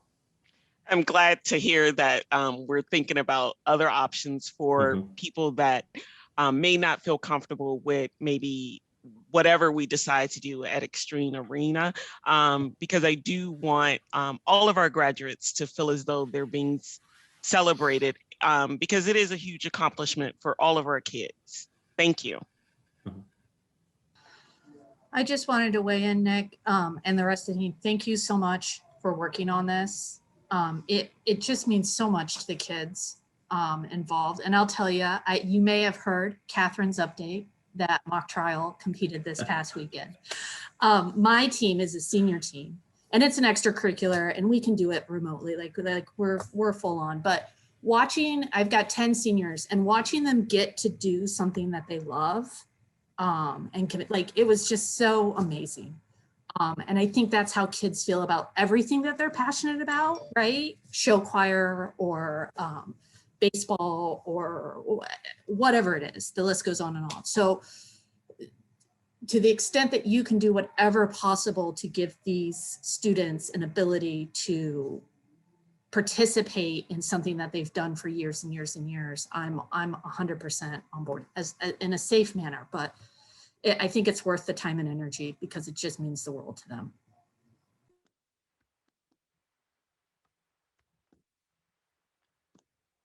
Thanks, guys. Sean, I think that's our last topic on Return to Learn. We had a lengthy conversation there tonight. We know we had some pieces though that we've been working on for a while and coming to head, and wanted to make sure we were open with you guys about work underway or our work that is continuing. So that's it for us. All right. Thanks, Matt. I am going to give one last call. Are there any Return to Learn questions directors are pondering on any of these topics? Going, gone. All right, let's move on to our Operations Committee update. I believe they met last week, so we have a little update from them.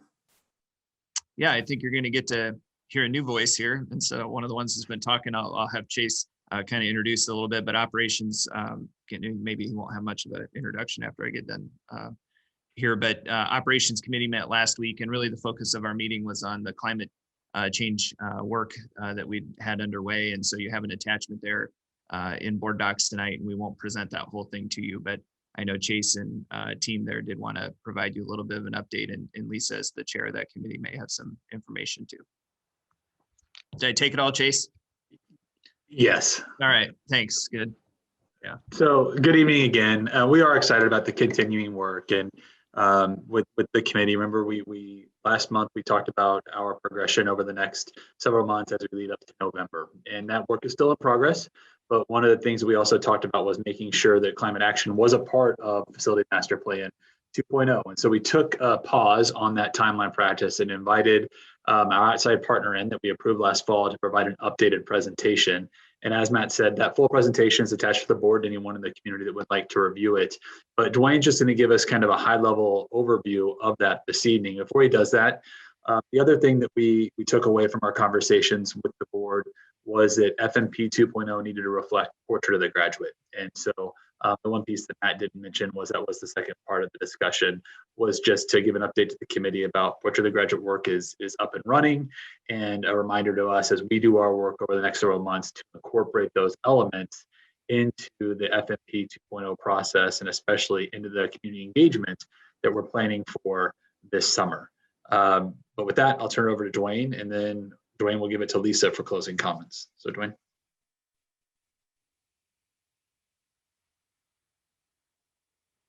Thank you, Chase, and good evening, where we're at, where we're headed, and what we're going to do to make it even better. But I might just do a quick review. In 2019, you know, the board passed a resolution, and my three takeaways from that were that the city of Iowa City and the Iowa City School Board wanted to reduce greenhouse gas emissions by 45% in 2030 and net zero by 2050. And that we needed to develop a baseline of current greenhouse gas emissions in all our sources, including facilities, grounds, transportations, and set reasonable reduction targets. And that further, that the district would provide an annual update to the board regarding the progress. And you may also recall that in 2020, we had you and I do a climate action plan or study of the district. And they did a study based on our 2018 energy use, and determined that this district was responsible for 16,688 metric tons of carbon emissions in the 2018 calendar year. It's a pretty good piece. Percent of the carbon emissions in 2018 from the district were from buildings, facilities, and our bus fleet. So that's diesel fuel, electrical generation, natural gas. Those are the three things that add to our carbon footprint. So we took the UNI report and we developed some metrics for the district. You know, we reviewed all the greenhouse gas emissions and methodology. We reviewed every sector of that emissions, you know, including water usage, gasoline vehicles, solid waste, those types of things, in addition to what I just mentioned. But we also incorporated a new metric that we're calling the energy use intensity monitoring factor. And what that does is it tells us how much energy we're using per square foot per year. So, you know, our district is growing and our square footage is growing, but I can tell you now that number went down because we reduced our greenhouse gas emissions. So that intensity factor, the amount of energy we use per square foot, did decrease from 2018 to 2019, and I'll come back to that in just a second. We also dug into our utility companies. We have Mid-American, Alliant, and Lynn County REC, our three energy partners based on where you're at in the district. And they were very cooperative, and they gave us a lot of information, and we tried to digest all that information. And for me, either one of those three utilities contributes to greenhouse gas. What do I mean by that? Well, is there electric being generated by coal, natural gas, wind power, solar? And if it's being generated by wind power and solar, it doesn't add to the greenhouse gas emissions as much as if they were generating electrical energy with natural gas. So we dug into that. They were very helpful. We developed some paths the energy companies thought they would be.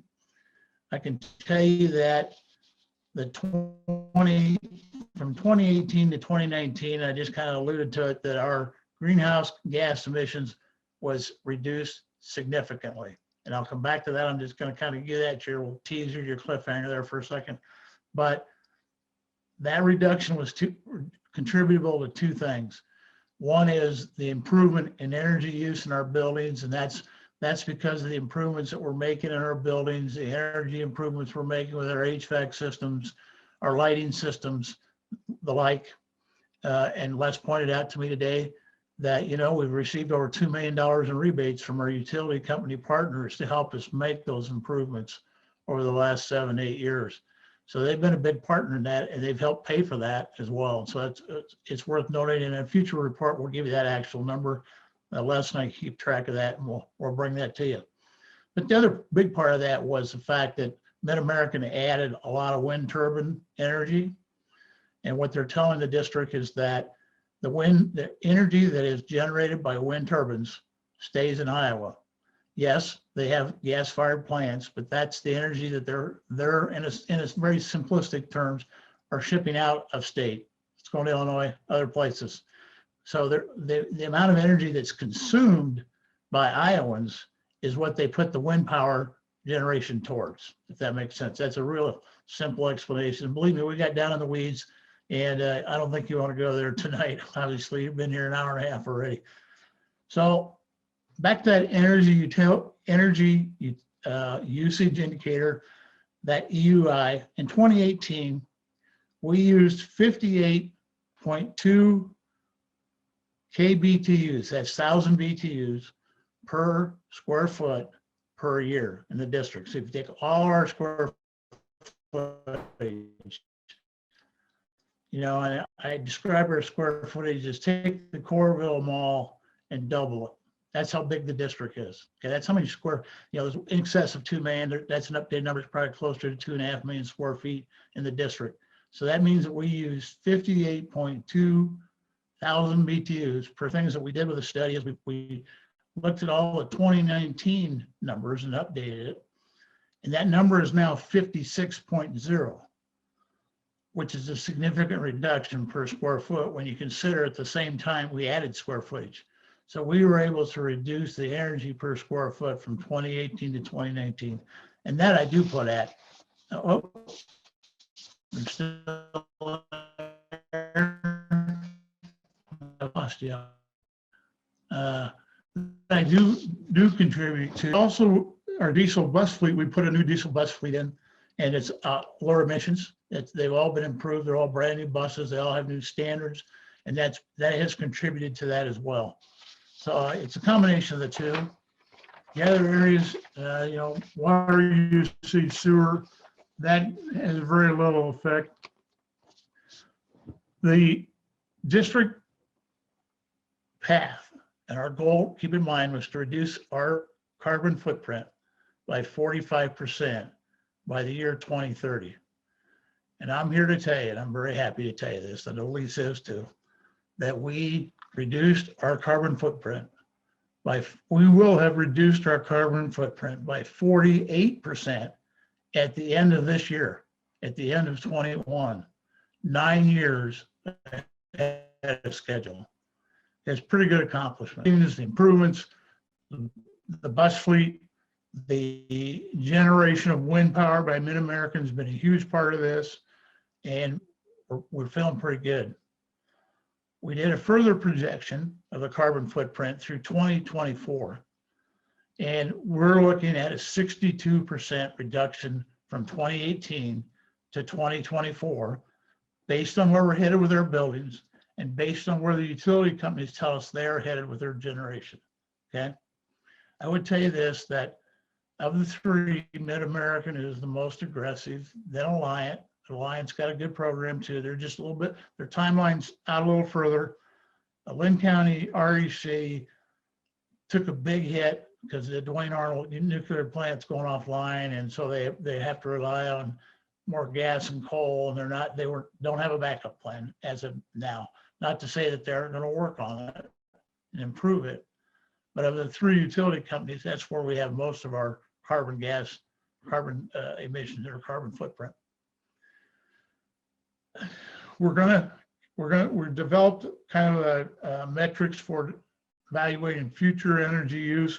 We're going to look at creating some data dashboards. We're going to get some smart meters. We're going to look at being able to, based on however you want to do it, we should be able to pull that up. So that's where we're headed. So this report that you have tonight is kind of the first blush at an annual report. We're going to refine that and comments that the committee members have. Lisa.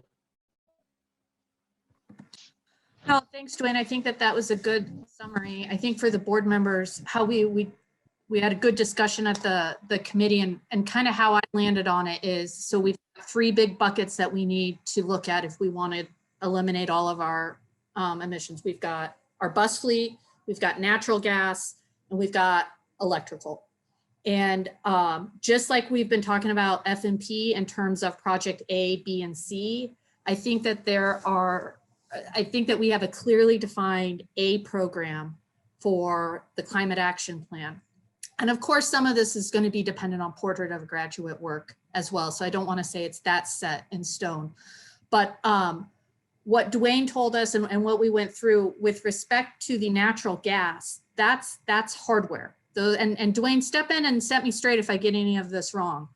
But that's our boilers, that's physical equipment in our buildings that we need to update and modernize to make them more efficient. There's nothing we can do besides that to make that energy more clean. Then our buses, we would have to move. Is that correct, Dwayne? Yeah, no, I would agree with you. I would say that as far as natural gas, a big component of that is our food service and our kitchens, and we use a lot of that for steamers and things like that. So we're going to look at increasing our electrical use and reducing natural gas. And there are some line items in the facility master plan to do that, in addition to our HVAC work. So I would agree. And the buses, just a little side note, we did apply for a grant to bring an electric bus into the fleet this year, but I just heard through the rumor mill the other day that I think that was denied, and the reason it was denied is because we proposed replacing a brand new diesel bus, and the purpose of the grant was to replace old diesel buses. So we're not going to give up. We're going to try. We want to see what it's like to have an electric bus in the fleet. So you're right. Those are the two areas we need to focus on, in addition to encouraging our energy partners to reduce their carbon footprint in the generation of electric, and that's how we're going to get there. So natural gas is an infrastructure change. The buses are replacing the diesel buses with electric buses, and then the making our electric use green. That's kind of the third bucket.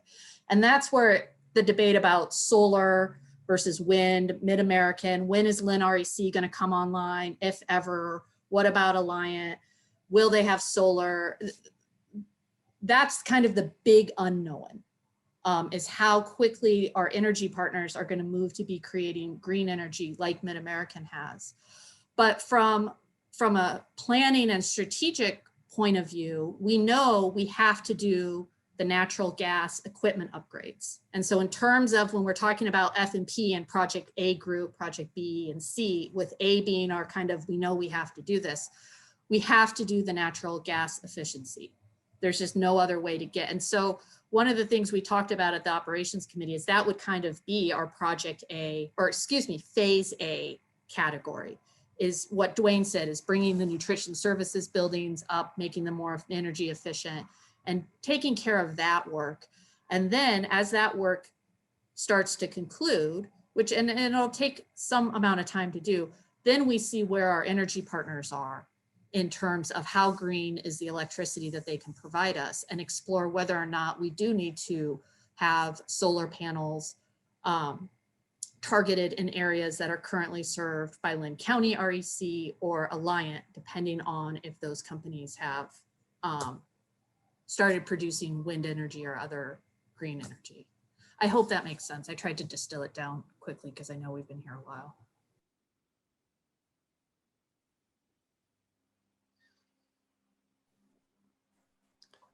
Right, I don't know, is there any? So I guess that would answer any questions you might have. Yeah, I have some questions. I hear what you say that, to go with solar, it would make most sense to put that in places where, Lynn County and Alliant, where we get our electricity from them. But I suppose we'd also have to consider where it's viable for us to have solar. And I'm wondering, when I look at that energy use intensity graph, and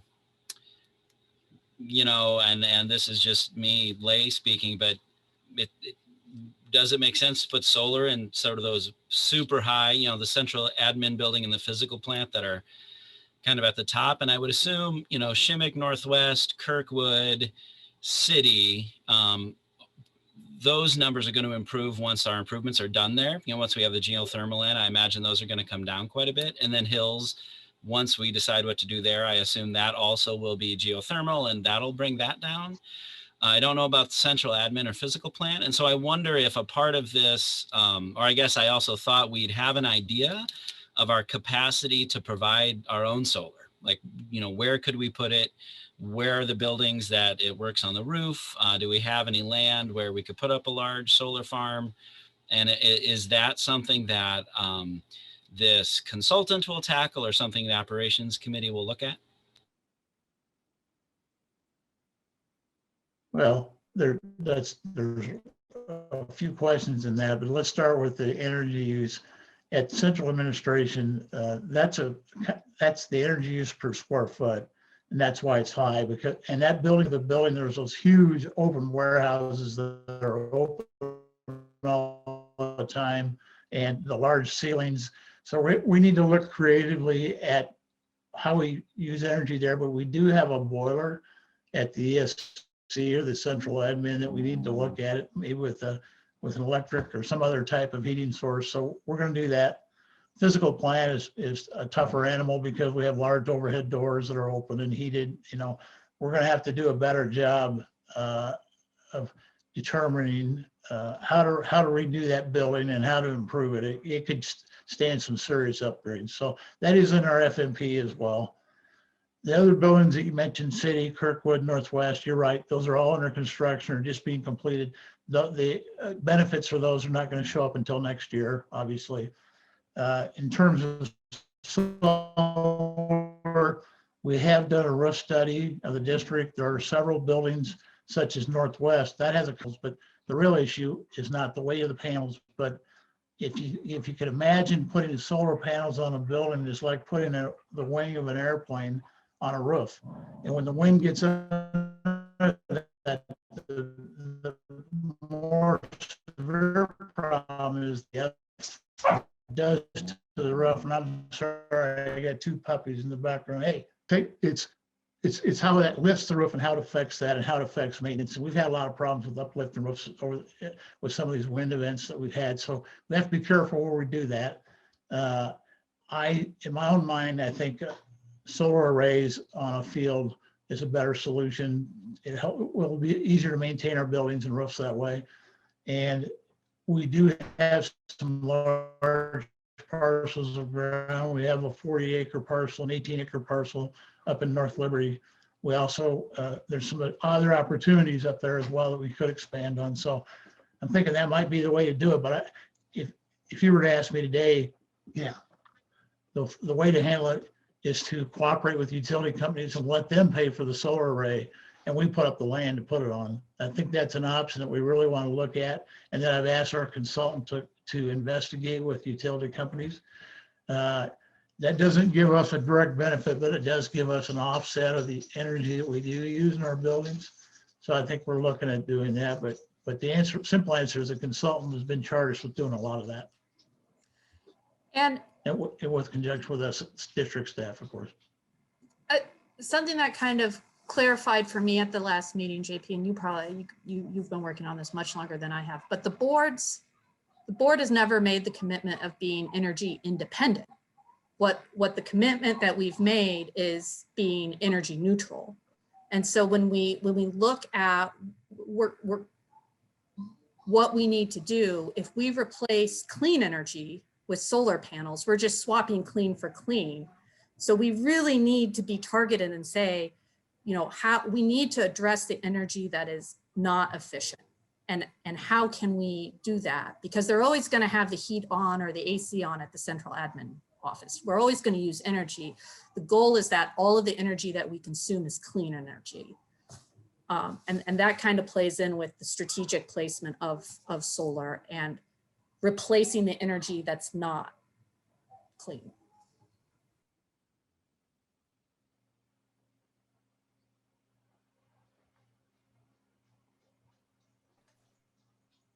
All right, I'm looking around to see if anybody else wants to jump in with some questions. Otherwise, I really appreciate that report. I know that there's been a lot of work over the years to go down this path, and you know, I appreciate everything we have done, but it's a never-ending battle, I think. So I appreciate the forward-looking approach as well. So If there are no more questions, I would like to go ahead and move on to our next topic. And as Lisa correctly pointed out, portrait of graduate work does kind of lead into some of our facilities updates and everything else. So it's a nice segue into that item. So Matt, are you going to start us off there? Yeah, I'll take this item. So thanks again, everybody. Portrait of the Graduate, we held our first design team meeting on February 24th. We had a nice group that represented all of our different stakeholders on the portrait team. We did have about 70 in attendance from that Portrait of Graduate design team. So a little lower attendance than we would have liked to see, but still a great representation. And I think all of the different stakeholder groups as on the design team were represented. We followed up via email with some of those folks. Some of them attended the first design team meeting last year, and so they'll be well positioned to step into the second design team meeting this year. And we've worked to even try to collect some data from them to have considered if they want to go back and complete some of the polls that Dr. Lewis had us complete through that process. So we're looking forward to the second meeting that'll come here in March, the week following spring break.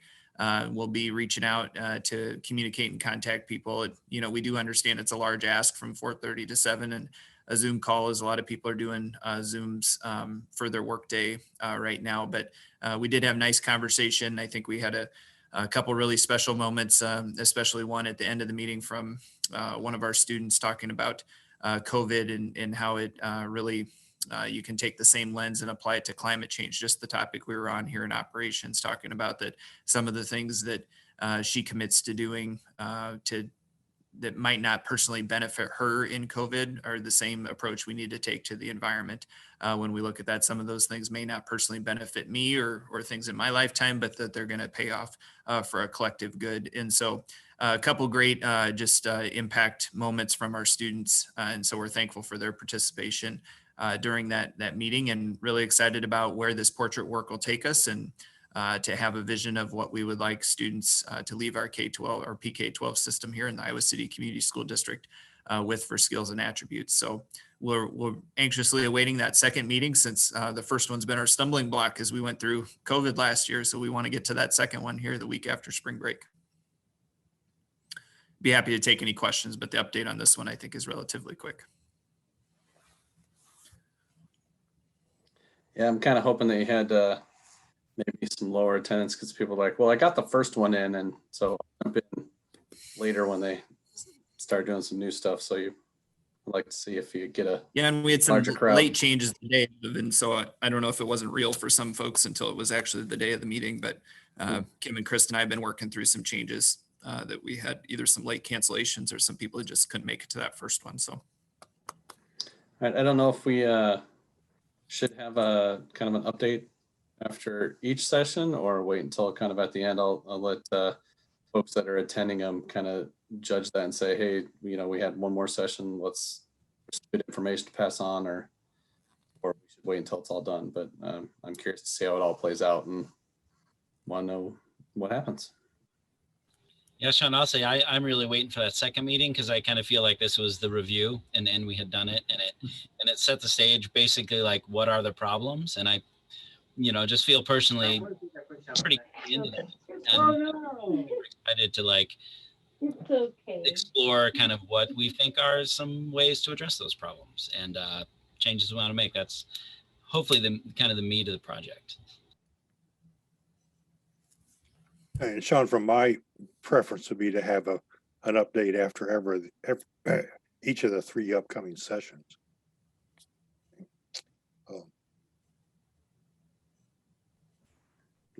Yeah, and like I said, if the folks that are attending feel like that would make the most sense, that works for me. I mean, I do like to, I'm not on it, so I'm kind of curious from the sidelines as to what's happening there, because I know it's important work. Yeah, we can easily do that, you know, and I can even try to provide something a little bit more in depth if that's helpful to the board to kind of lead your understanding through that. So we'll do that, and I can do that in a more robust fashion here after the second update about some of the topics we've considered and where maybe some of the thoughts are starting to converge as we go along too. So that's an easy update to provide. We can keep coming back with that. All right, that sounds great. I'm sorry, I can't help it. I always smile when I see kids, so I'm gonna wave at her. You made her go away, Sean. That wasn't my intent. I love it. There we go. She can stay there the whole time. All right, let's go ahead and move on into our action items. The first up is the fund transfer from the nutrition fund. I don't know if we need a little context here. Yeah, Les will provide kind of overview and context for that one. Thank you, Sean and Matt. As you know, the district has provided the grab and go meals beginning last March and throughout the summer and continued through the school year. And Allison's team has done a great job with that. And in addition, during the school year, offered lunches to the students that were on site. As you know, we only had about 30% of the students on site during that period of time. And so there is some natural inefficiencies in any operation when you don't have full capacity being utilized. And so that's what happened for the district for this school year. And as we reviewed our financial data through January 31st for the nutrition fund, we recognized that we had a decline in revenues throughout this year. And so this transfer is an allowable expenditure of the ESSER funds, and that is what will be used to fund this. No general fund dollars. It'll all be the ESSER funds transferred to the nutrition fund. And it only takes board approval. It does not require approval from the Department of Ed or the SBRC to make this transfer of these ESSER funds. So with that, I'll entertain any other questions.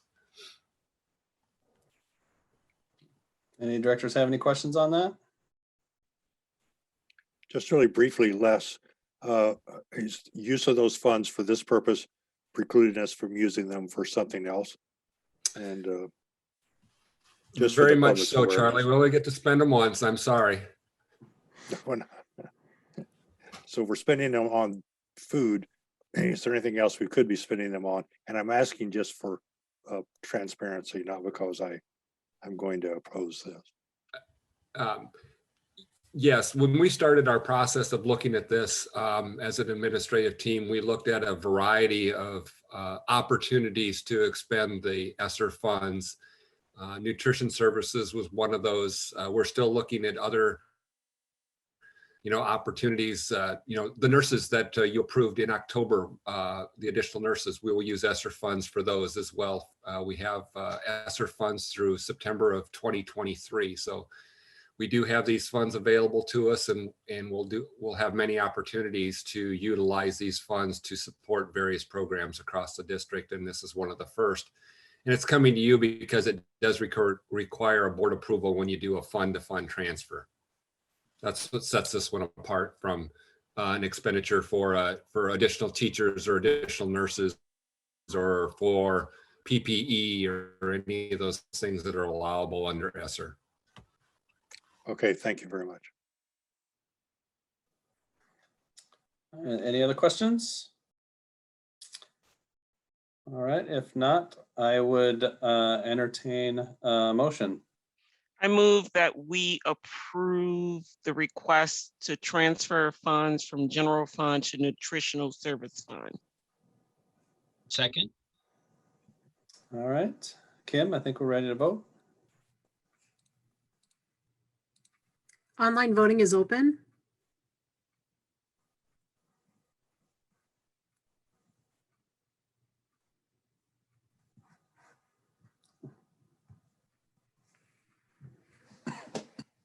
All votes have been cast and the motion carries with all directors voting in favor. All right, thank you, Kim. Next up, we have resolution to set a date for a public hearing. This is on our sale of Trek property. Again, I think we'll need a little context and have a little discussion here. I don't know who wants to start that part. Sure, so I'll start it, Sean.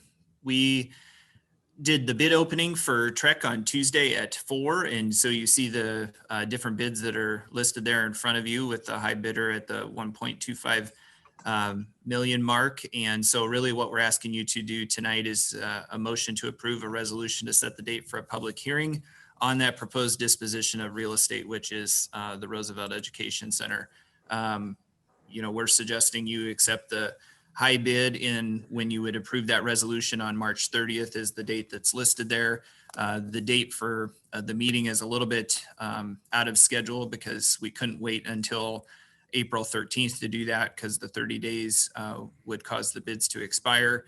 The other component of that is we couldn't get it published in time in the newspaper following this to have it ready to go for the 23rd meeting. So that's the need for the meeting on the 30th to require another Tuesday night of your time. I think that would be the only thing right now we would need to have on the agenda, but really your action tonight would be to do as it states there in board docs, just the motion to approve the resolution to set the date for that hearing. And so you wouldn't formally take any action on accepting that until the meeting on the 30th. So this would just set you up to be able to do that. So if you have questions about the specific company and the bid that came in, Dwayne would be happy to take and address any of those.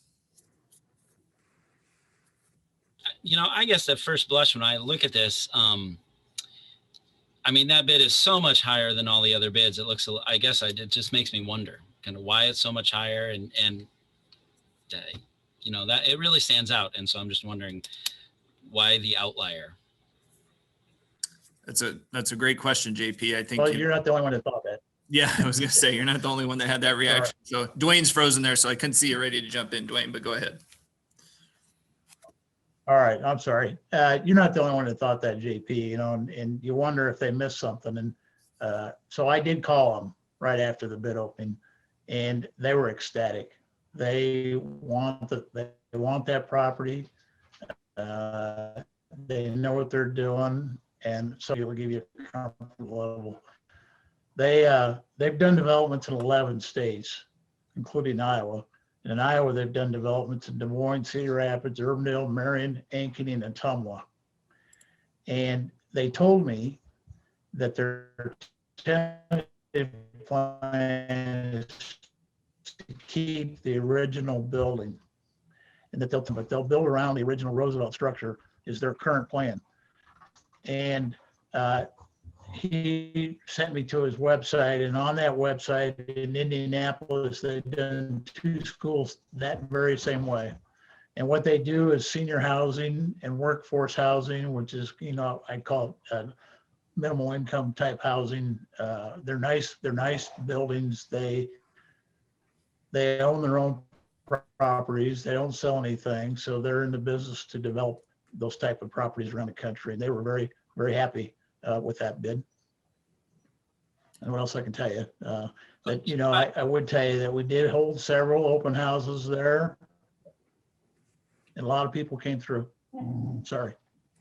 Yeah, I appreciate that. And if I remember right, the ravine is sensitive slope, which you can't do anything with, like you're prohibited from changing that.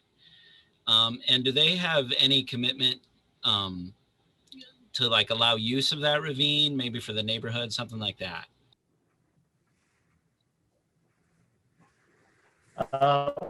We didn't discuss that in any detail. They are aware that there's 2 areas in particular that the restricted. Any other specifics beyond that? I did have, just to make it clear, a lot of questions from all the other groups about what they could use the property for, and I even provided reports and lead-based paint reports and lead water reports and all that to anybody. This specific company did not ask for a lot of that up front. Thank you for answering those questions. So Sean, I had correspondence with both Shelter House and the Usenu Keita about the Alameen interest in this property too. And I think, as Chrissy suggested today, or earlier this evening, Chrissy Canganelli, the director of Shelter House, they're talking with each other about maybe combining their prices for a higher offer. And their contemplated use is frankly interesting to me. Combined a combination of a supportive service residential development, which Shelter House is one of the premier developers of that kind of use in the state, if not in the nation. And as well as a community center, perhaps using the existing building, or maybe not. I think they're not that far. I am thinking in my own mind that the city of Iowa City is going to determine what the use is of that property, no matter who the successful buyer is. And that's not, to me, that's not a decision that the school district is going to have very much, be very much of a part of. So as I understand the process, we can go ahead and approve setting the public hearing. At the time of the hearing on March 30th, we can make a decision still about accepting any bid or no bid. And if we accept no bid, then to me, that's a possibility of giving Shelter House and El Amin Group an option to rebid with a combined amount, and that may be of greater interest to us. I have taken a look at correspondence we received earlier in terms of what our fiduciary duties are, and to me, my interpretation is that our duties are to one, obtain a fair price, and two, obtain a use which we think is reasonable in terms of our mission and overall educational needs. I just have to weigh in. There is very clear state law about the bidding process, and to no bid, except no bid for the purpose of allowing someone to rebid, we'd have to talk to legal counsel, but I am very concerned that that violates state law, especially because the expressed intent in this meeting would be to allow two bidders to combine to put a more competitive bid together. I think that's illegal. I have no intention of violating state law or doing anything illegal with respect to this bidding process. I am sorry that they didn't put together that bid the first time because I agree that, I mean, that's a laudable purpose. But the point of the sealed bid process is to tell people to get together your best bid that you can, the best package you can put together, and that's what we look at. And they had an opportunity to do that, and to give them a second bite at the apple, I can't condone that, mostly because I think it's illegal. Well, I think, that's certainly a question we could seek advice on. So. Yeah, Charlie, I think you would have to reject this whole process and begin anew if you wanted to entertain that conversation. And so I really don't think there would be any reason to move forward with approving this resolution. And then we would be back to square one about restarting a process and accepting all new bids. And so, and then I think probably what we'd want to, the board's been through this before with Roosevelt, a passport about where they rejected all bids. And then we, repurposed the property for a number of years, and now we went out and posted again. And so I really think that if there's discomfort with moving ahead with this one, we would, whatever the will of the board is of course what we'll move forward with, but the appropriate step to do that then would be to not accept any of those bids and go back. Yeah, and that's what I was trying to say, I think is an option for us right now. I'll tell you, when I'm looking at this, I appreciate what Shelter House and Al Iman want to do. I think that's really great. I do think that's needed. And so is workforce level housing and senior housing. I mean, that's affordable housing. It's often fixed income housing. It's also a big need in this area. And with these folks coming in with that kind of a bid, they know what they're doing. And they're going to come in and do that and make it happen. They know what they're getting into. I would be afraid at say we did throw this out and somehow, because if we did throw this out, right, anybody else can come back with their new bid, because now everybody's seen everybody's cards and it's a kind of an unfair playing field. I would worry that maybe somebody would come up with an offer close to that, but not really have a good, solid idea of what to do. And if you don't have a good idea what to do, you might not pull it off. And then we're sitting there, there's a property that's not being used. And at that, I just, because I know I've made an argument, certainly for community use, and that, but this is a good community use one. And even if you combine some of those other amounts, it doesn't even get close to what we're being offered for this property. And they say they want to keep that old building, and there's a value in that to me, to maintain that old property. And if they know how they can do that, and they have a financial system that allows them to run a successful business based on that, I would imagine a lot of other folks are going to come in and see that building and realize there's no way they can make money or be financially stable to preserve it, and it'll end up going away. So I'm hard pressed to turn away a $1.25 million offer on that property when I didn't think we were going to get even close to that. That's where I'm at.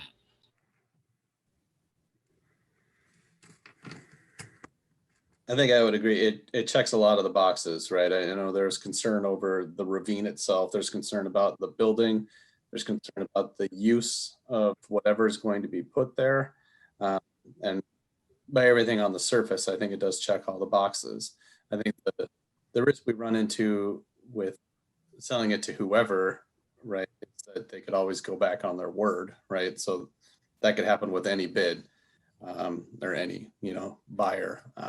But I think this checks all the boxes, and the biggest one being our fiduciary responsibility. It is significantly higher number. I think 3 of the other 4 added together might get you there, which it stood out to me too, which made, I think we all kind of scratched our head a little bit when we saw that number. But I was then concerned about, what is this company? What do they do? And it sounds like, as JP very clearly said, they are meeting a need that our community has. Our community has a lot of needs, and we can't fix them all with one sale of one building. So my feeling is that we move forward with our resolution tonight to have our public hearing and go from there. That would be my take on it. I support what Sean and JP have said. I actually went out to the TWG website to check out what they were presenting. They clearly have a business model in mind that's driving the higher bid. But it's hard to turn away from that level of capital coming in. And remind me the use of the dollars once the sale goes forward. It goes into a particular fund, right? It's the fiscal plant. Yeah. So we were just talking about FMP 2.0 and the need to be able to fund that. I know we're going to be, talking about going forward for ballot measures in November. However, having this money to help with those plans as we're working through them, to me, seems compelling. So I support moving forward with this resolution tonight.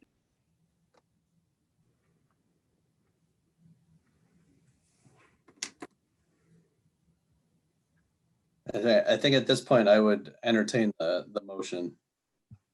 I move that we approve the resolution to set the date for public hearing on the proposed disposition of real estate tract. Second. Is there any further discussion? I'd just like to make some additional comments, Sean, if you don't mind.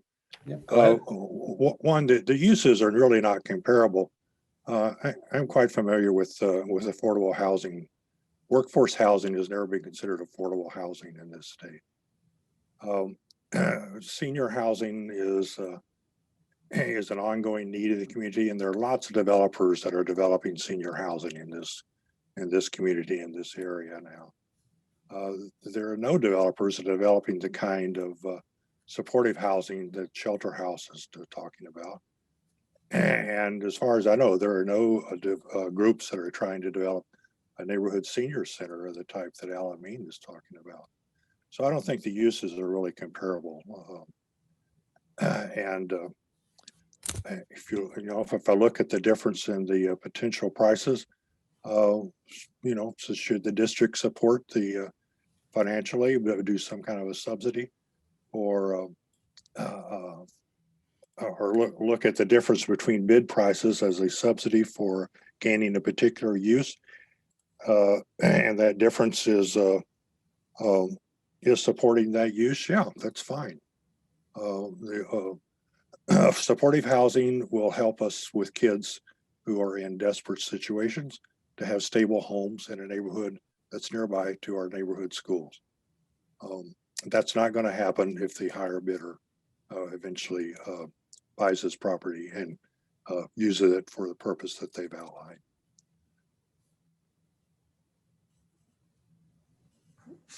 Thank you, Charlie. Appreciate that. Are there any other discussion points here? All right, we have a motion and a second. Kim, I think we are ready to vote on the resolution. Online voting is open.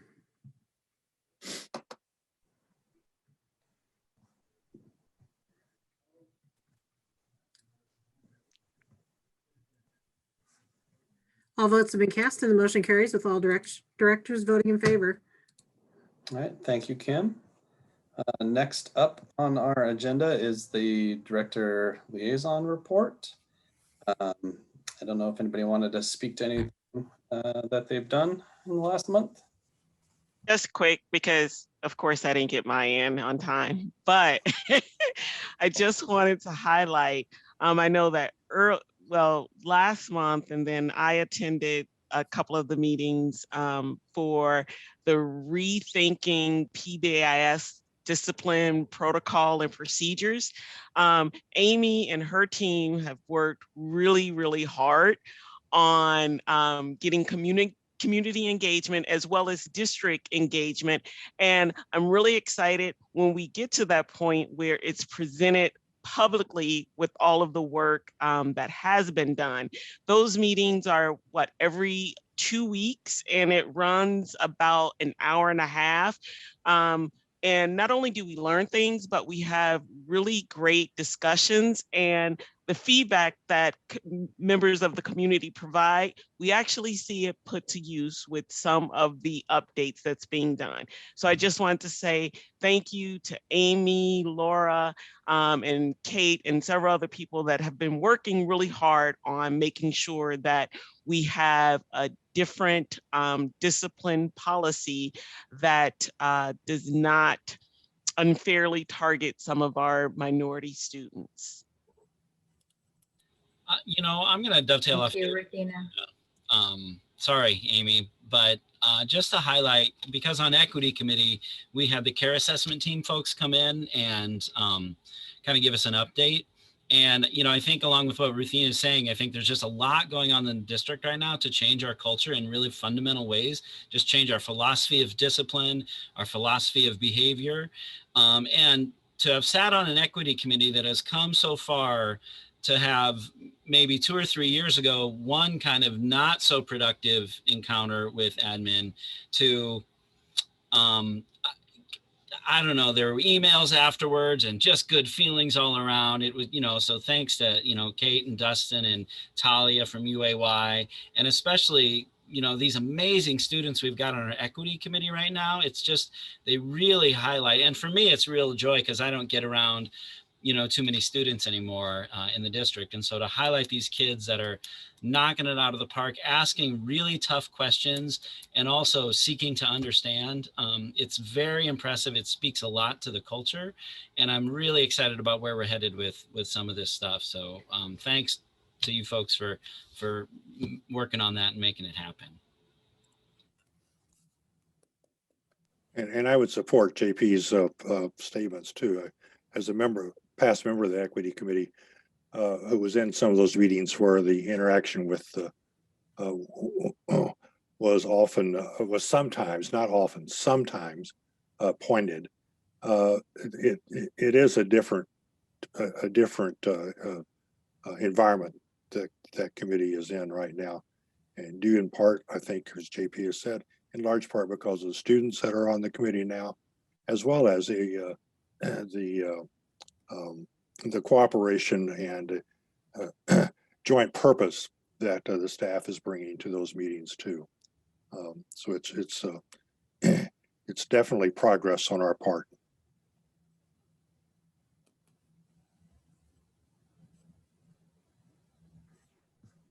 All right. Thank you guys for those comments.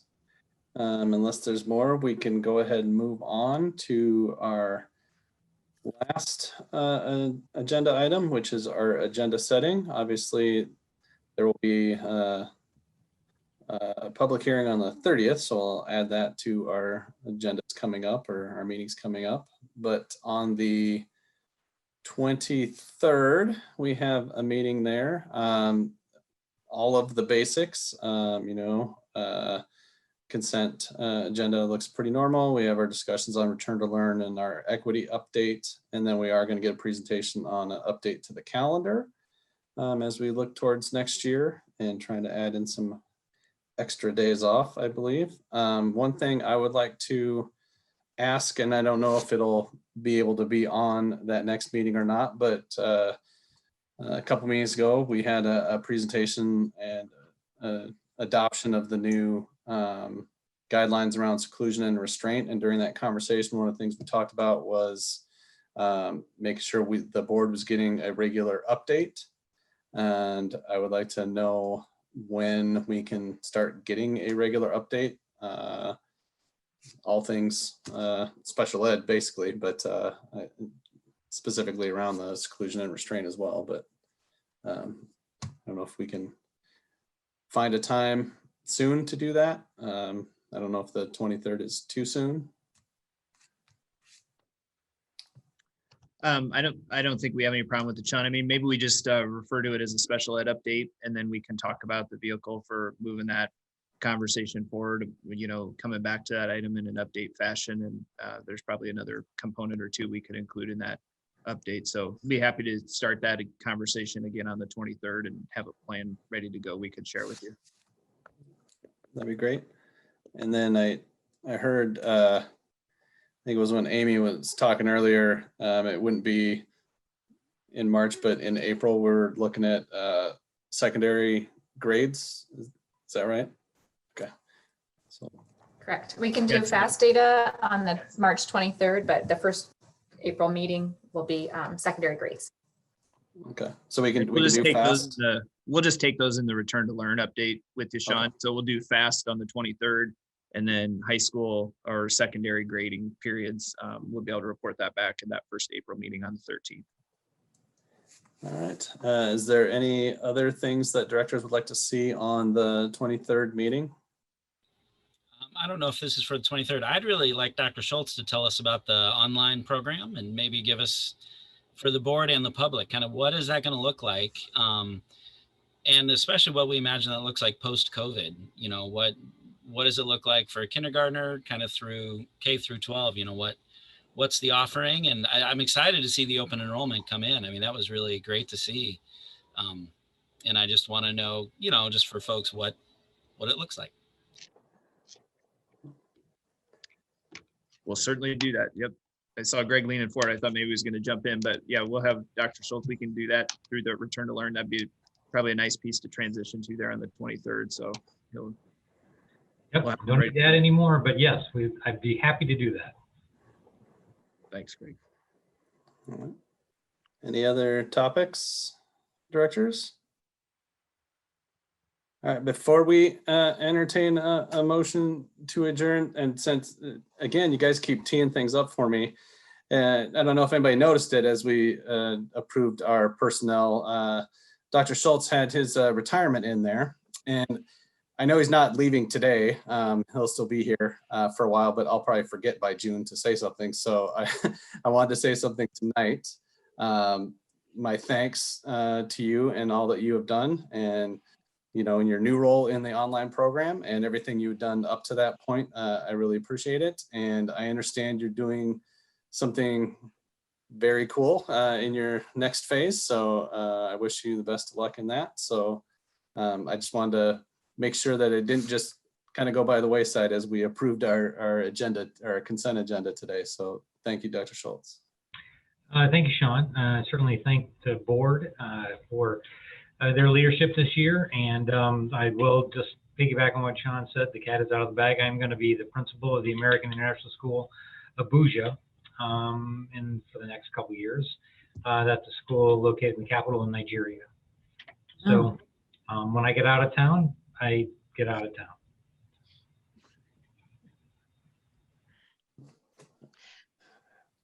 Congratulations, Greg. But I did put a reminder on my calendar because no one leaves our board table without a proper send-off. So I will save my remarks closer to your last day. And don't try and skip out on our meeting either. So, because it'll still happen if you're here or not. But thank you for everything. The roasting has to happen in person, so. All right, if there is nothing further for the cause, I would now entertain a motion to adjourn. Move to adjourn. Second. Second. All right, all in favor? Aye. Aye. All right, thank you, everyone. Enjoy your night. Good night. Night.